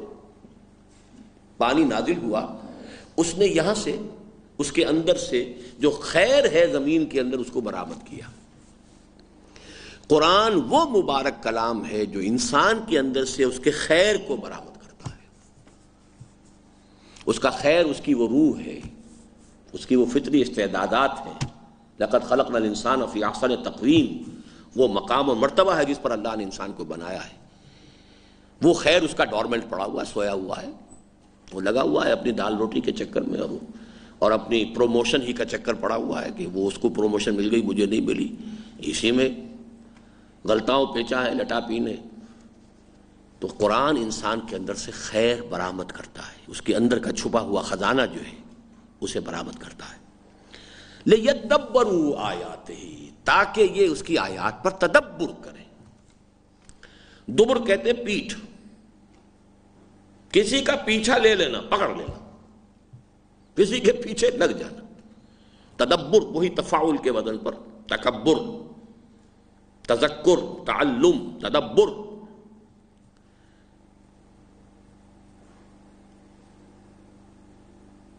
انسان بس اس کے پیچھے لگ جائے، اپنے آپ کو ہلکان کر دے. تدبر، لِيَدَّبَّرُوا آیَاتِهِ وَلِيَتَذَكَّرَ أُولُو الْأَلْبَابِ، اور تاکہ تذکر حاصل کریں ہوش مند لوگ. تذکر پر ہم بحث کر چکے ہیں، اسی لیے ہمارے اس چیپٹر کا عنوان کیا تھا؟ تذکر و تدبر. آیت میں تدبر کا لفظ پہلے آیا ہے، تذکر کا بعد میں، لیکن تذکر چونکہ عام سطح ہے اس لیے میں نے پہلے اس کا تذکرہ کیا ہے. اور زیادہ تر قرآن مجید نے اپنے آپ کو ذکر اور ذکرہ اور الذکر کہا ہے، لہذا ہم نے تذکر پر بحث پہلے کی ہے، تدبر پر اب کر رہے ہیں. اور عدم تدبر کا گلہ ان الفاظ میں کیا ہے، افلا یتدبرون القرآن، کیا یہ لوگ قرآن پر تدبر نہیں کرتے، غور نہیں کرتے، فکر نہیں کرتے، اس کی گہرائیوں میں غوطہ زنی نہیں کرتے؟ اور افلا یتدبرون القرآن ام علی قلوب اقفالها، تو کیا یہ لوگ قرآن پر تدبر نہیں کرتے یا ان کے دلوں پر قفل لگ گئے، تالے پڑ گئے؟ تذکر کے اعتبار سے قرآن مجید جس قدر آسان ہے، واقعہ یہ ہے کہ تدبر کے نقطہ نظر سے یہ اسی قدر مشکل ہے. اور اس سمندر میں اترنے والوں کو معلوم ہوتا ہے کہ نہ اس کی گہرائیوں کا اندازہ ممکن ہے اور نہ اس کے کناروں ہی کا سراغ مل سکتا ہے. صحابہ کرام رضوان اللہ علیہ مجمعین کے بارے میں اس امر کی تصریح ملتی ہے کہ وہ ایک ایک صورت پر تدبر و تفکر میں طویل مدتیں صرف کر دیتے تھے، حتیٰ کہ انہی حضرت عبداللہ ابن عمر رضی اللہ عنہما کے بارے میں، جن کو حضور صلی اللہ علیہ وسلم نے ہفتے میں ایک بار ضرور قرآن مجید ختم کرنے کی تاکید کی تھی، یہ تصریح ملتی ہے کہ انہوں نے صرف سورۃ البقرہ پر تدبر میں 8 سال صرف کیے. اب بتائیے، نہ انہیں عربی سیکھنی تھی، نہ صرف اور نحو کی گردانیں کرنی تھی، نہ انہیں شان نزول کی تحقیق کرنی تھی، روایات کی چھان پھٹک کرنی تھی. He was a part and parcel of the environment in which Quran was being revealed. Everything was before him. He was the eyewitness. نہ عربی کوئی ان کے لیے کوئی اجنبی زبان تھی. پھر کیا ہے، 8 سال کس چیز پر غور کیا؟ 8 long years. ذرا غور فرمائیں کہ یہ ان لوگوں کا حال ہے جن کی اپنی زبان میں اور اپنی آنکھوں کے سامنے قرآن نازل ہوا رہا تھا. چنانچہ نہ تو انہیں عربی زبان اور اس کے قواعد کی تحصیل کی کوئی ضرورت تھی، نہ شان نزول اور صور و آیات کے تاریخی پس منظر کو جاننے کے لیے کھود کرید کی کوئی حاجت. اس کے باوجود ایک ایک صورت پر ان کا سال ہا سال غور و فکر کرنا یہ بتلاتا ہے کہ قرآن حکیم کے علم و حکمت کی گہرائیوں میں غوطہ زنی کوئی آسان کام نہیں، بلکہ اس کے لیے سخت محنت اور شدید ریاضت کی ضرورت ہے. چنانچہ بعد میں ابن جریر طبری، علامہ زمخشری اور امام فخر الدین رازی ایسے دسیوں بیسیوں نہیں، سینکڑوں اور ہزاروں انسانوں نے اپنی پوری زندگیاں کھپائیں، تب بھی کسی ایک ہی پہلو سے قرآن حکیم پر غور و فکر کر سکے. اور حق یہ ہے کہ حق پھر بھی ادا نہ ہوا. علامہ طبری، یہ 3 ہماری تفسیریں سمجھ لیجئے، نوٹ کر لیجئے اپنے پاس کہ یہ امہات التفاسیر کہلاتی ہیں. ابتدائی تفاسیر میں 3 یہ مائیں ہیں تفسیروں کی، ان سے پھر نسلیں چلی ہیں، ہر تفسیر سے علیحدہ علیحدہ نسل چلی ہے. طبری کی تفسیر جو ہے وہ بنیادی طور پر روایات پر مبنی ہے، احادیث، روایات، اقوال صحابہ. اس آیت کے بارے میں کیا کیا حدیثیں، کیا کیا روایات، کیا کیا قول، کیا کیا مختلف اصحاب کے، تابعین کے کون کون سے اقوال موجود ہیں. پھر اسی کا خلاصہ سمجھیے تفسیر ابن کثیر ہے. یہ ایک قبیل کی چیزیں ہیں، یہ 3 کنبے اچھی طرح پہچان لیجئے آپ. زمخشری یہ تھی صرف و نحو کے اعتبار سے اور کلام عرب کے اعتبار سے. یہ لفظ آیا ہے، اس کا مادہ کیا ہے، اس کی کیا شکل ہے، اس کی کلام عرب میں، عرب شاعری میں، جاہلی ادب میں اس کا استعمال کہاں کا ہوا، کس طور سے ہوا. تو زبان و ادب کے اعتبار سے اور صرف و نحو کے اعتبار سے ٹاپ کی تفسیر علامہ زمخشری کی ہے. تفسیر کشاف کہلاتی ہے یہ. اور عقل اور منطق کے اعتبار سے تفسیر کبیر فخر الدین رازی کی. لاجک، فلسفی، علم فلکیات، اس زمانے میں جو کچھ بھی انسان کا علم تھا ان کے ریفرنسز کے ساتھ قرآن مجید کی تفسیر.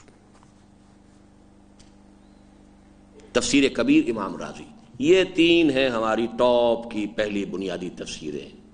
باقی اب تفسیر کبیر کا خلاصہ آپ سمجھ لیجئے، تفسیر بیضاوی ہے، تفسیر زمخشری جو ہے اس کا تو خیر کوئی خلاصہ نہیں ہے، وہ اپنی جگہ پر ایک میں سمجھتا ہوں کہ اول و آخر ہے اپنے اس خاص میدان میں۔ اور ان 14 صدیوں میں کوئی ایک انسان بھی ایسا نہیں گزرا جس نے ضخیم سے ضخیم تفسیر لکھنے کے بعد بھی صبر کا دعویٰ کیا ہو کہ اس نے قرآن حکیم پر تدبر کا حق ادا کر دیا اور اس کا فہم کما حقہ حاصل کر لیا، تاب دیگراں چے رسد۔ نہ معلوم کتنی جگہ پر زمخشری کھڑے ہو جائیں گے، واللہ عالم، یہ میں کہہ تو رہا ہوں لیکن اللہ بہتر جانتا ہے۔ امام رازی تو نہ معلوم کتنے مقامات پر آ کر صاف اعتراف کرتے ہیں۔ امام غزالی نے احیاء العلوم میں کسی عارف کا ایک قول نقل کیا ہے جس سے قرآن کی عام تلاوت برائے تذکر اور اس پر گہرے غور و فکر کا فرق معلوم ہوتا ہے۔ وہ صاف فرماتے ہیں کہ میں ایک ختم تو قرآن مجید کا ہر جمعے کو کر لیتا ہوں، وہ جو میں نے بتایا تھا کہ صحابہ کے معمول میں تھا یہ، اور ایک ختم میں ماہانہ کرتا ہوں۔ یعنی اب یہ 3-4 سلسلے ساتھ ساتھ چل رہے ہیں۔ کوئی ایک وقت انہوں نے فکس کر لیا جس میں ایک پارہ ضرور پڑھنا ہے، وہ علیحدہ چل رہا ہے، وہ اب اگلی دوسری تاریخ کو دوسرا پارہ ہوگا، تیسری تاریخ کو تیسرا پارہ ہوگا۔ ایک ہے وہ جو ہفتے وار چل رہا ہے کہ ایک انہوں نے منزل جو ہے ایک رات میں ختم کر لی ہے، دوسری منزل دوسری رات میں، اور ایک سالانہ کرتا ہوں، اور ایک اور ختم بھی ہے جس میں 30 سال سے مشغول ہوں اور تاحال فارغ نہیں ہو سکا، وہ تدبر والا فکر ہے، غور و فکر ہے، چل رہا ہے قرآن پر، 30 برس ہو گئے میں مکمل نہیں کر سکا، 30 ایئرز، اور وہ ختم میں نہیں کر سکا۔ یہ تذکر اور تدبر کے یوں سمجھیے کہ تمام وہ تلاوت سے لے کر تلاوت، تذکر، تدبر، اس کے تمام مراحل اس ایک قول میں اس عارف نے جمع کر دیے۔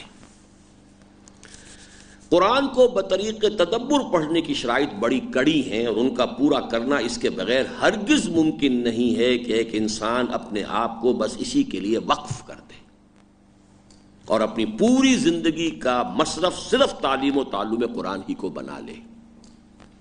اس لیے کہ اس کے لیے اب ذرا گنتے جائیے کہ تدبر کا حق ادا کرنے کے لیے کیا کیا شرطیں پوری کرنی ہوں گی۔ اس کے لیے اولاً عربی زبان کے قواعد کا گہرا اور پختہ علم ضروری ہے، پھر اس کے ادب کا ایک ستھرا ذوق اور فصاحت و بلاغت کا عمیق فہم لازمی ہے۔ اس پر مستداد یہ کہ جس زبان میں قرآن نازل ہوا ہے اس کا صحیح فہم اس کے بغیر ممکن نہیں کہ ادب جاہلی کا تحقیقی مطالعہ کیا جائے اور دور جاہلی کے شعراء و خطباء کے کلام سے ممارست بہم پہنچائی جائے۔ جس وقت قرآن نازل ہوا ہے شعراء، خطباء، ان کا ایڈیم کیا تھا، وہ کیا بولتے تھے، کیا لفظ قرآن نے اس میں سے چوز کیا ہے، عمرو بن کلثوم جو ہے اس نے اس لفظ کو استعمال کیا ہے، فلاں نے استعمال کیا ہے، نابغہ نے کیا ہے، اس نے کیا ہے، وہاں سے آپ کو بحث لانی پڑے گی۔ پھر اسی پر بس نہیں، قرآن نے خود اپنی مخصوص اصطلاحات وضع کی ہیں۔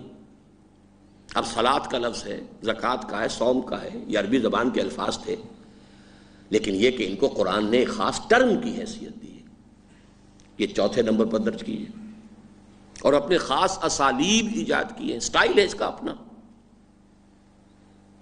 جن سے انسان ایک طویل مدت تک قرآن کو پڑھتے رہنے اور اس پر غور کرتے رہنے کے بعد ہی مانوس ہوتا ہے۔ اب 3rd ڈائمنشن لیجئے، اس کے علاوہ نظم قرآن کا فہم بجائے خود تدبر قرآن کی راہ کی ایک کٹھن منزل ہے۔ آیتوں کا آپس میں ربط کیا ہے؟ آیتیں صورتوں کی شکل میں جمع کی گئی ہیں، کوئی چھوٹی ہے، کوئی بڑی ہے، کوئی 286 آیتیں ایک صورت میں آ گئی ہیں، کہیں 3 آیتوں پر صورت بن گئی ہے، آخر کیوں؟ کوئی حکمت ہے، کوئی نظم ہے؟ اور مصحف کی موجودہ ترتیب کی حکمت کا جو علم جو ترتیب نزولی سے قطعاً مختلف ہے۔ ترتیب نزولی میں تو مکی صورتیں جو ہیں وہ پہلے آنی چاہیے، یہ تو شروع ہو رہی ہے سورہ فاتحہ کے بعد سورہ بقرہ، آل عمران، نساء، مائدہ، اور اولاً مختلف صورتوں پھر ہر صورت کی آیتوں کے باہمی ربط و تعلق کو سمجھنا ایک ایسا مشکل مرحلہ ہے جس پر بڑے بڑے اصحاب عزم و ہمت تھک ہار کر بیٹھ جاتے ہیں۔ It's a lifelong, I may say it, profession, lifelong occupation.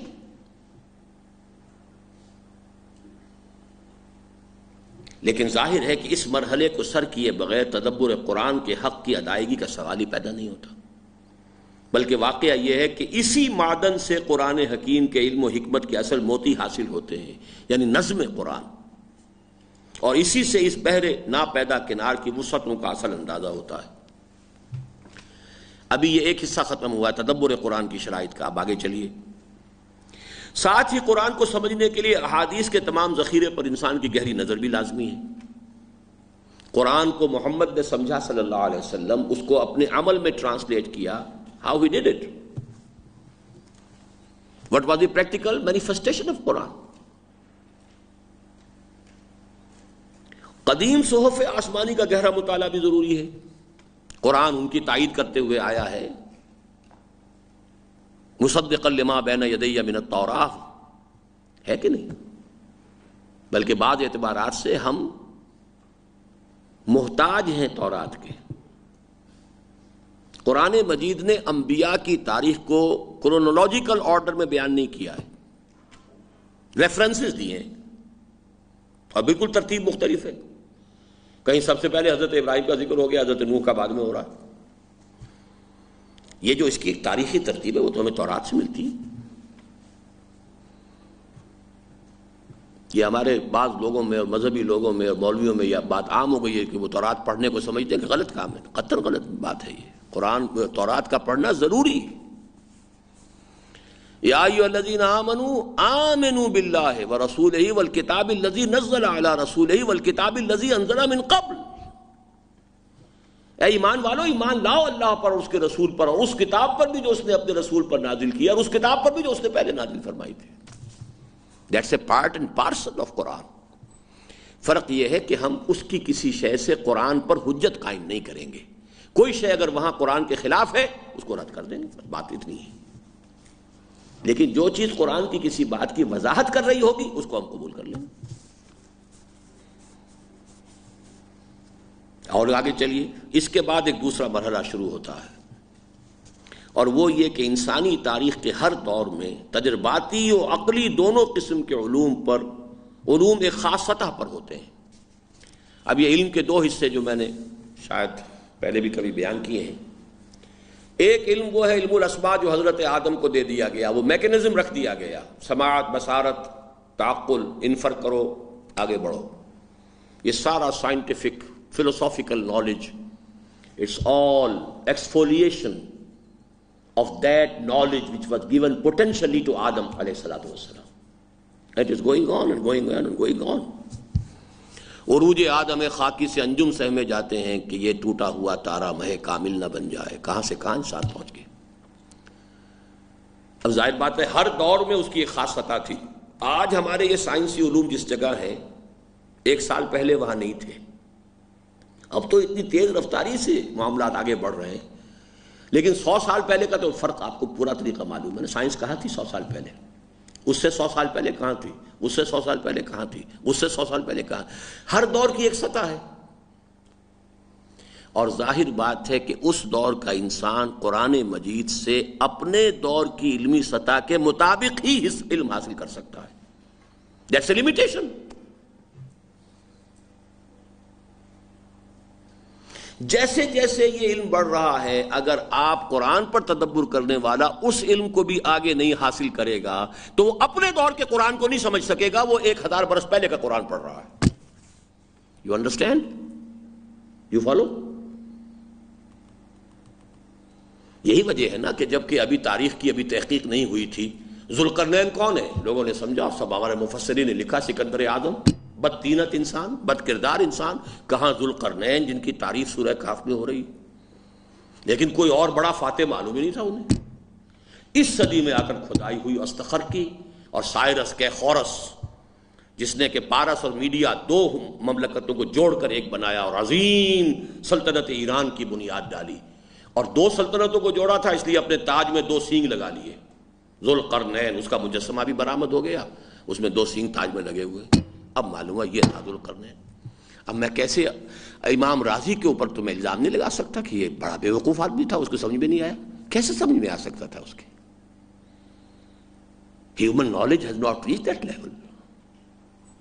یہ چیزیں تو عقلی اور تجرباتی علوم سے انسان کو حاصل ہو رہی ہیں. اسی طرح گردش ہے. آج ہم پر بات واضح ہوئی کل فی فلک یسبحون، ہر چیز تیر رہی، ہر چیز جنبش میں، ہر چیز گردش میں. پہلے یہ خیال تھا کہ زمین ساکن ہے، سورج چل رہا ہے. پھر ایک خیال آیا نہیں، سورج ساکن ہے، زمین چل رہی ہے. اب معلوم ہوا کہ زمین بھی چل رہی ہے، سورج بھی چل رہا ہے. پوری جو اس کی جو فیملی ہے وہ پوری کی پوری چل رہی ہے، پورا سولر سسٹم چل رہا ہے. سورج کا اپنا کوئی اور سورج ہے، کوئی ستارہ ہے جس کے گرد یہ اپنے پورے خاندان کو لے کے چل رہا ہے. پوری گیلیکسی گھوم رہی ہے. کل فی فلک یسبحون. آج اس کل کی حقیقت جو منکشف ہوئی ہے، آج سے 100 سال پہلے کیسے ہو سکتی تھی؟ تو یہ تدبر قرآن کا تھرڈ ڈائمنشن، بلکہ فورتھ.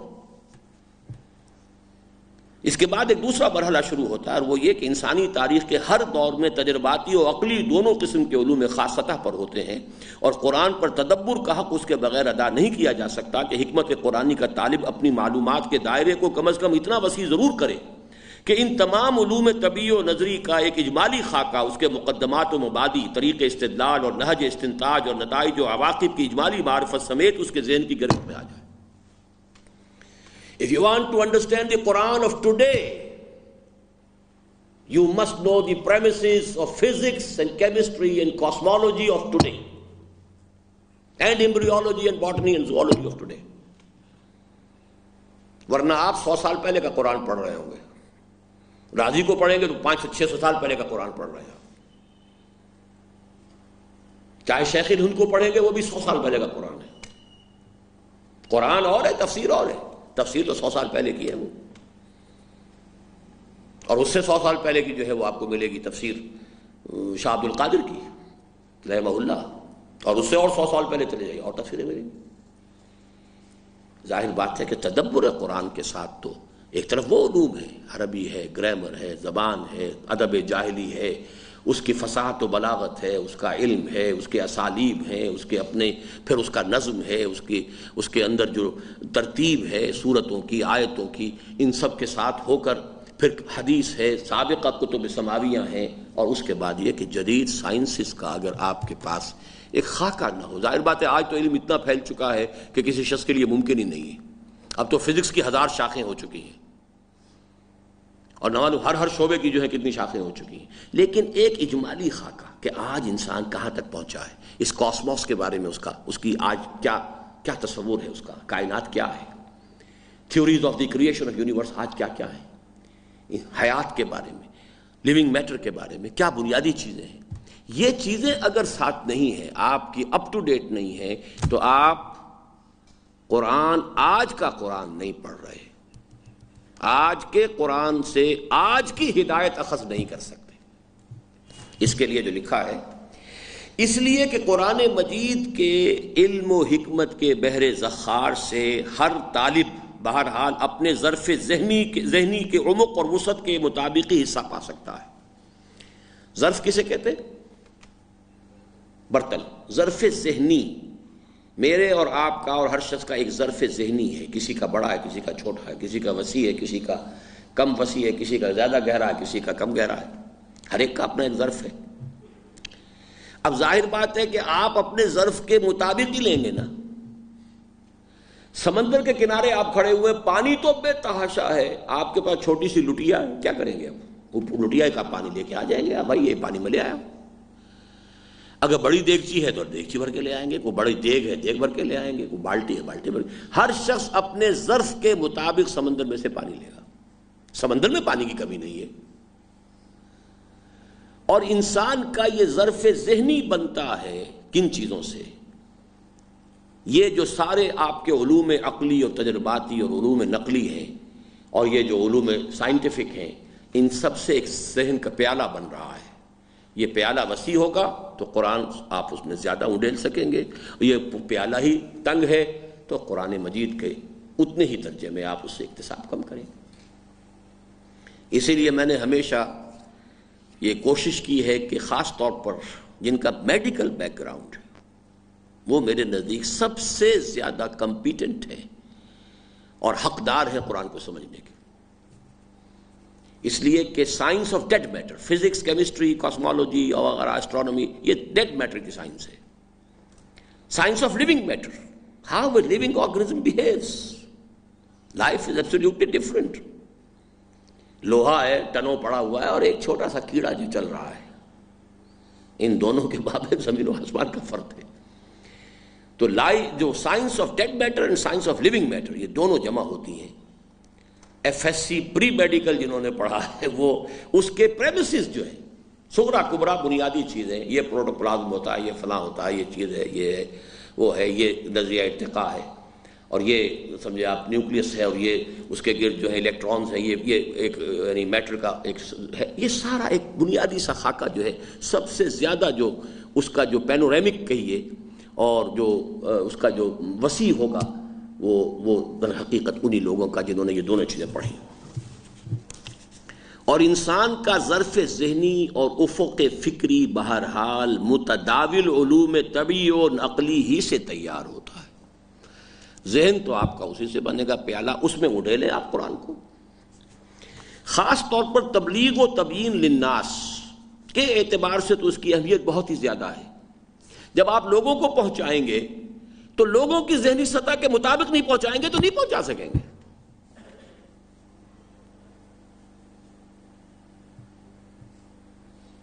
کیسے پہنچائیں گے؟ آپ ایک فلسفی کو جا کے واز جھاڑ رہے ہیں، یا آپ نے ایک دیہاتی کو فلسفہ پڑھانا شروع کر دیا، دونوں حماقتیں برابر کی. اس دیہاتی کے لیے تذکر کافی ہے، اس کے لیے نصیحت درکار ہے، موعظہ حسنہ درکار ہے، اور اس فلسفی کے لیے درکار ہے حکمت. You have to meet them in their own elements. You have to communicate with them at their own level of consciousness and understanding. If you can't rise to that level, you can't communicate with them. ابلاغ نہیں ہوگا. آپ سمجھیں گے ما علینا الا البلاغ، ہم نے تو اپنا کام کر دیا جی، بس پہنچا دیا، لٹ مار کر آ گئے. بھائی پہنچا ہی نہیں وہ. اس لیے کہ جس سے آپ بات کر رہے تھے، کلموا الناس علی قدر عقولہم، لوگوں سے بات کیا کرو ان کی عقل کی سطح کے مطابق. خاص طور پر تبلیغ و تبیین للناس کے اعتبار سے تو اس کی اہمیت بہت ہی زیادہ ہے، بلکہ اس کے بغیر ان کا حق ادا ہونا تو کسی درجے میں بھی ممکن نہیں. اس لیے کہ ہر دور کے تجرباتی علوم کی سطح کے مطابق اور اسی کی مناسبت سے منطق و فلسفہ، الہیات و مابعد طبیعیات، اخلاقیات و نفسیات اور دیگر علوم عمرانی کا ایک تمار ہوتا ہے جس سے ذہن بالعموم مرعوب ہوتے ہیں. ان کے پھیلائے ہوئے غلط افکار و نظریات کا توڑ اس کے بغیر قطعاً ممکن نہیں ہوتا کہ خود ان کا گہرا مطالعہ کیا جائے اور ان کے اصل سر چشموں اوریجنل سورسز تک رسائی بہم پہنچا کر علی وجہ البصیرت ان کی جڑوں پر اسی طرح ضرب لگائی جائے جس طرح اپنے اپنے وقت میں امام ابن تیمیہ اور امام غزالی رحمہم اللہ لگا چکے ہیں. دور جدید اس معاملے میں غالباً اپنی انتہا کو پہنچ چکا ہے، اور علوم متذکرہ بالا کے علاوہ علوم طبیعی، فزیکل سائنسز اور فنون صنعتی، ٹیکنالوجی نے انتہائی بلندیوں کو چھو کر عقل انسانی کو اس طرح مبہوت و ششدر کر دیا ہے کہ ایک عام انسان کے لیے ان کے جلوں میں آنے والے غلط نظریات و افکار پر جرح و تنقید قطعاً ناممکن ہو گئی. Man is overawed by these sciences and technologies. اور ان کے اندر لبا غلط فلسفہ چلا آ رہا. وہ جو کہا تھا اکبر الہ آبادی نے کہ ہم تو سمجھے تھے کہ لائے گی فراغت تعلیم، کیا خبر تھی کہ چلا آئے گا الہاد بھی ساتھ. علی گڑھ ہم نے بنا لیا، لوگوں نے انجینئرنگ پڑھ لی، ڈاکٹری پڑھ لی، چلیے ہندوؤں کے مقابل میں کھڑے ہونے کے قابل ہو گئے، لیکن ایمان کی جڑیں تو کھد گئی. گلا تو گھونٹ دیا اہل مدرسہ نے تیرا، کہاں سے آئے صدا لا الہ الا اللہ. اس لیے کہ اس غلط فلسفے کی تردید کرنے والے لوگ موجود نہیں تھے جو سائنس کے جلوں میں چلا آ رہا تھا. اندری حالات دور حاضر میں تدبر قرآن کا حق صرف اس طرح ادا ہو سکتا ہے کہ اصحاب ہمت اور ارباب عزیمت کی ایک بڑی جماعت اپنے آپ کو پوری طرح کھپا کر ایک طرف تدبر قرآن کی متذکرہ بالا جملہ شرائط کو پورا کرے اور دوسری طرف جدید علوم عقلی و عمرانی کی گہری و براہ راست ممارست بہم پہنچائے. اور پھر نہ صرف یہ کہ قرآن کی روشنی میں علوم جدیدہ کے صحیح و غلط اجزاء کو بالکل علیحدہ کر دے، بلکہ جدید استدلال اور معروف اصطلاحات کے ذریعے لوگوں کے ذہنوں کے قریب ہو کر کلام کرے اور قرآن کے نور ہدایت کو لوگوں کی نگاہوں کے عین سامنے روشن کر دے۔ اس موضوع پر ہے میری تحریر اسلام کی نشت ثانیہ کرنے کا اصل کام۔ وہ تو پھر جب ہم پڑھیں گے اس وقت یہ تفصیل سے بحث آ جائے گی۔ تاکہ لتبینہ للناس کا جو فریضہ حضور صلی اللہ علیہ وسلم نے اپنی حیات طیبہ میں ادا فرمایا تھا وہ اس دور میں آپ کی امت کے ذریعے پھر پورا ہو، اور یہ کام ظاہر ہے کہ اس وقت تک نہیں ہو سکتا جب تک عالم اسلام میں جا بجا ایسی یونیورسٹیاں قائم نہ ہو جن میں سے ہر ایک کا اصل مرکزی شعبہ تدبر قرآن کا ہو، اور اس کے گرد تمام علوم عقلی جیسے منطق، مابعد الطبیعات، اخلاقیات، نفسیات اور الہیات، علوم عمرانی جیسے معاشیات، سیاسیات اور قانون، اور علوم طبی جیسے ریاضی، کیمیا، طبیعیات، ارضیات، فلکیات وغیرہ کے شعبوں کا ایک حصار قائم ہو، اور ہر طالب علم تدبر قرآن کی لازماً اور ایک یا ایک سے زائد دوسرے علوم کی اپنے ذوق کے مطابق تحصیل کرے، اور اس طرح ان شعبہ علوم میں قرآن کے علم و ہدایت کو تحقیقی طور پر اخذ کر کے مؤثر انداز میں پیش کر سکے۔ اب یہ ایک تصور ہے قرآنک یونیورسٹی کا۔ یہ دوسرا کتابچہ جو ہے اسلام کی نشت ثانیہ، اس میں میں نے تصور دیا تھا قرآن اکیڈمی کا۔ وہ سن 67 کا تصور خواب تھا، سن 77 میں اس کے لیے بہرحال بنیاد پڑ گئی 10 برس کے بعد۔ یونیورسٹی کی بات ابھی بہت دور کی ہے۔ آپ نے آئیڈیا لے لیا کہ سینٹرل جو ہے اس کا شعبہ وہ تدبر قرآن ہے، عربی زبان، صرف، نحو، پرانا ادب جاہلی، یہ وہ قرآن کے جو میں نے پہلے جو اس سے گنوائے ہیں۔ جو بھی اس یونیورسٹی میں آئے گا وہ اس کا تو لازماً طالب علم ہوگا۔ اب اس کے ساتھ وہ فزکس پڑھ رہا ہے تو پڑھے، ٹھیک ہے، گو ہے۔ اب وہ theories of the creation of universe میں جا کر قرآن مجید کی رہنمائی دے سکے گا۔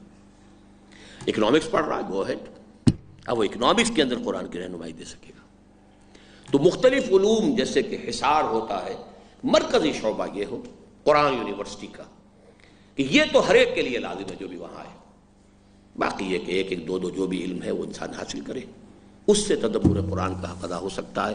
ایسی یونیورسٹی ظاہر بات ہے کہ کسی ملک میں اسلامی انقلاب لائے بغیر نافذ قائم نہیں کی جا سکتی۔ لہذا یہ اچھی طرح سمجھ لیجئے کہ میں خود اپنے لیے میں نے تدبر قرآن کا میدان اختیار نہیں کیا ہے، میں تدبر قرآن کا مدعی نہیں ہوں۔ میں نے تذکر بالقرآن اور پھر تذکیر بالقرآن کا راستہ اختیار کیا ہے، اور پیش نظر کیا ہے؟ ایک عوامی تحریک، ایک جماعت کہ جو انقلاب برپا کرے، اور انقلاب برپا کر کے ملک کے اندر اگر وسائل ہاتھ میں آئیں تو پھر یہ قرآن یونیورسٹی قائم ہوگی۔ ورنہ نام لیا جا سکتا ہے، آپ یونیورسٹی قرآن کی کہہ لیں، وہ تو ہمارے ہم گاؤں کے اندر کوئی شخص قرآن ناظرہ پڑھانے بیٹھتا ہے تو وہ بھی جامعہ نام رکھتا ہے، اس کا جامعہ یونیورسٹی کو کہتے ہیں۔ کوئی پوچھنے والا تھوڑا یہ کہ تم نے یونیورسٹی کیسے نام رکھ لیا، وہ تو جیسے آدمی چاہے نام دے لے، لیکن یہ قرآن یونیورسٹی اس کے بغیر ممکن نہیں۔ لہذا میری اپنی جد و جہد اور میری اپنی جو بھی لمیٹڈ انسان کے پاس جو بھی کیپیبلٹیز ہیں، کیپیسٹیز ہیں، میں نے اس کا ہدف اس انقلاب کو بنایا ہے۔ میں قرآن کا داعی ہوں، قرآن کی طرف دعوت دے رہا ہوں، اور قرآن مجید کا معلم ہوں، قرآن کی تعلیم دے رہا ہوں۔ اس کے ذریعے سے لوگوں کو ایک انقلاب کے لیے تیار کرنا پیش نظر ہے، تاکہ ان میں ایمان کی تجدید ہو، اور ایمان کی بنا پر پھر ایمان کے تقاضے پورے کرنے کے لیے، انقلاب برپا کرنے کے لیے کمر کسیں، تاکہ پھر تدبر قرآن کا حق جو ادا کرنے کے لیے ہم یونیورسٹیز قائم کریں۔ یہ خواب ہے، رہے گا انشاءاللہ۔ ظاہر ہے کہ یہ کوئی آسان کام نہیں، اسی لیے اس پر ہر شخص مکلف بھی نہیں۔ یہ کام اول تو ہے ہی صرف ان لوگوں کے کرنے کا جو علم کی ایک فطری پیاس لے کر ہی پیدا ہوتے ہیں، اور جن کے ذہنوں میں ایسے سوالات از خود پیدا ہو جاتے ہیں جن کا حل عقل کی جملہ وادیاں طے کیے بغیر ممکن ہی نہیں ہوتا۔ اقبال کا شعر نوٹ کر لیجئے، خرد کی گتھیاں سلجھا چکا میں، میرے مولا مجھے صاحب جنوں کر۔ یہ ایک ہے کہ انسان جو ہے عقل کی اور اس کی وادیوں سے گزر کر پھر کہیں پہنچتا ہے۔ کچھ لوگ ایسے ہوتے ہیں کہ جن کی ساخت وہ ہوتی ہے جو میں نے شروع میں کہا، افتاد، ساخت ذہنی۔ یہ لوگ طلب علم پر اسی طرح مجبور ہوتے ہیں جیسے ایک بھوکا تلاش غذا پر یا ایک پیاسا تحصیل ماء پر۔ یعنی وہ خود نہیں کر رہے ہوتے، یہ وہ مجبور ہوتے ہیں۔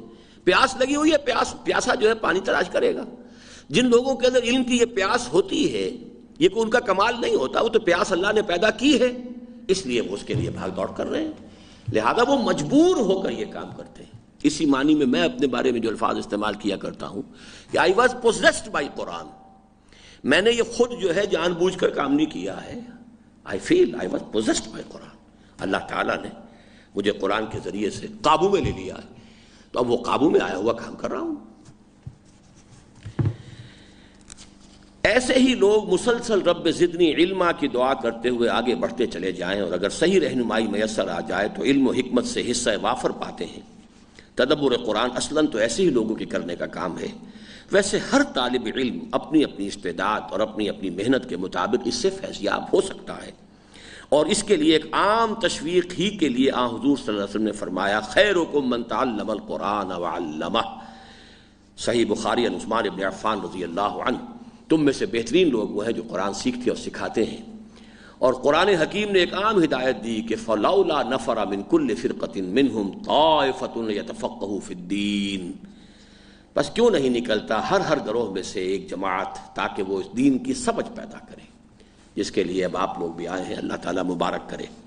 یہ تفقہ فی الدین تدبر قرآن کا وہ ثمرہ ہے جس کے لیے حضور صلی اللہ علیہ وسلم نے چیدہ چیدہ صحابہ کے لیے دعا فرمائی، جیسے مثلا حضرت عبداللہ ابن عباس رضی اللہ عنہما کے لیے حضور نے ان الفاظ میں دعا فرمائی اللہم فقہہ فی الدین، اور اس کے بعد اگلا ٹکڑا جو اس میں نہیں لکھا گیا ہے وعلمہ التاویل، اے اللہ اس نوجوان کو دین کا فہم عطا فرما اور اپنی کتاب قرآن کی تعویل اور تفسیر اور اس کے گہرائی میں اترنے کی توفیق عطا فرما۔ اور جس کا آپ نے خیارکم فی الجاہلیت خیارکم فی الاسلام کے کلیے کے ساتھ بطور شرط تذکرہ فرمایا، یعنی اذا فقہوا، حدیث کا ترجمہ یہ ہے کہ تم میں سے جو لوگ دور جاہلیت میں سب سے اچھے تھے وہی اسلام میں بھی سب سے اچھے ہیں، بشرطے کہ دین کی سمجھ حاصل کر لیں۔ تو اس درجے میں تدبر قرآن ہر شخص اپنی اپنی محنت کے مطابق کرے، لیکن تدبر قرآن کا حق ادا ہونا وہ میں اس کے شرائط میں بیان کر چکا ہوں، وہ تو گویا کہ ایک life long and whole time occupation ہے، اس کے بغیر ممکن نہیں۔ بارک اللہ لی ولکم فی القرآن العظیم ونفعنی وإیاکم بالآیات والذکر الحکیم۔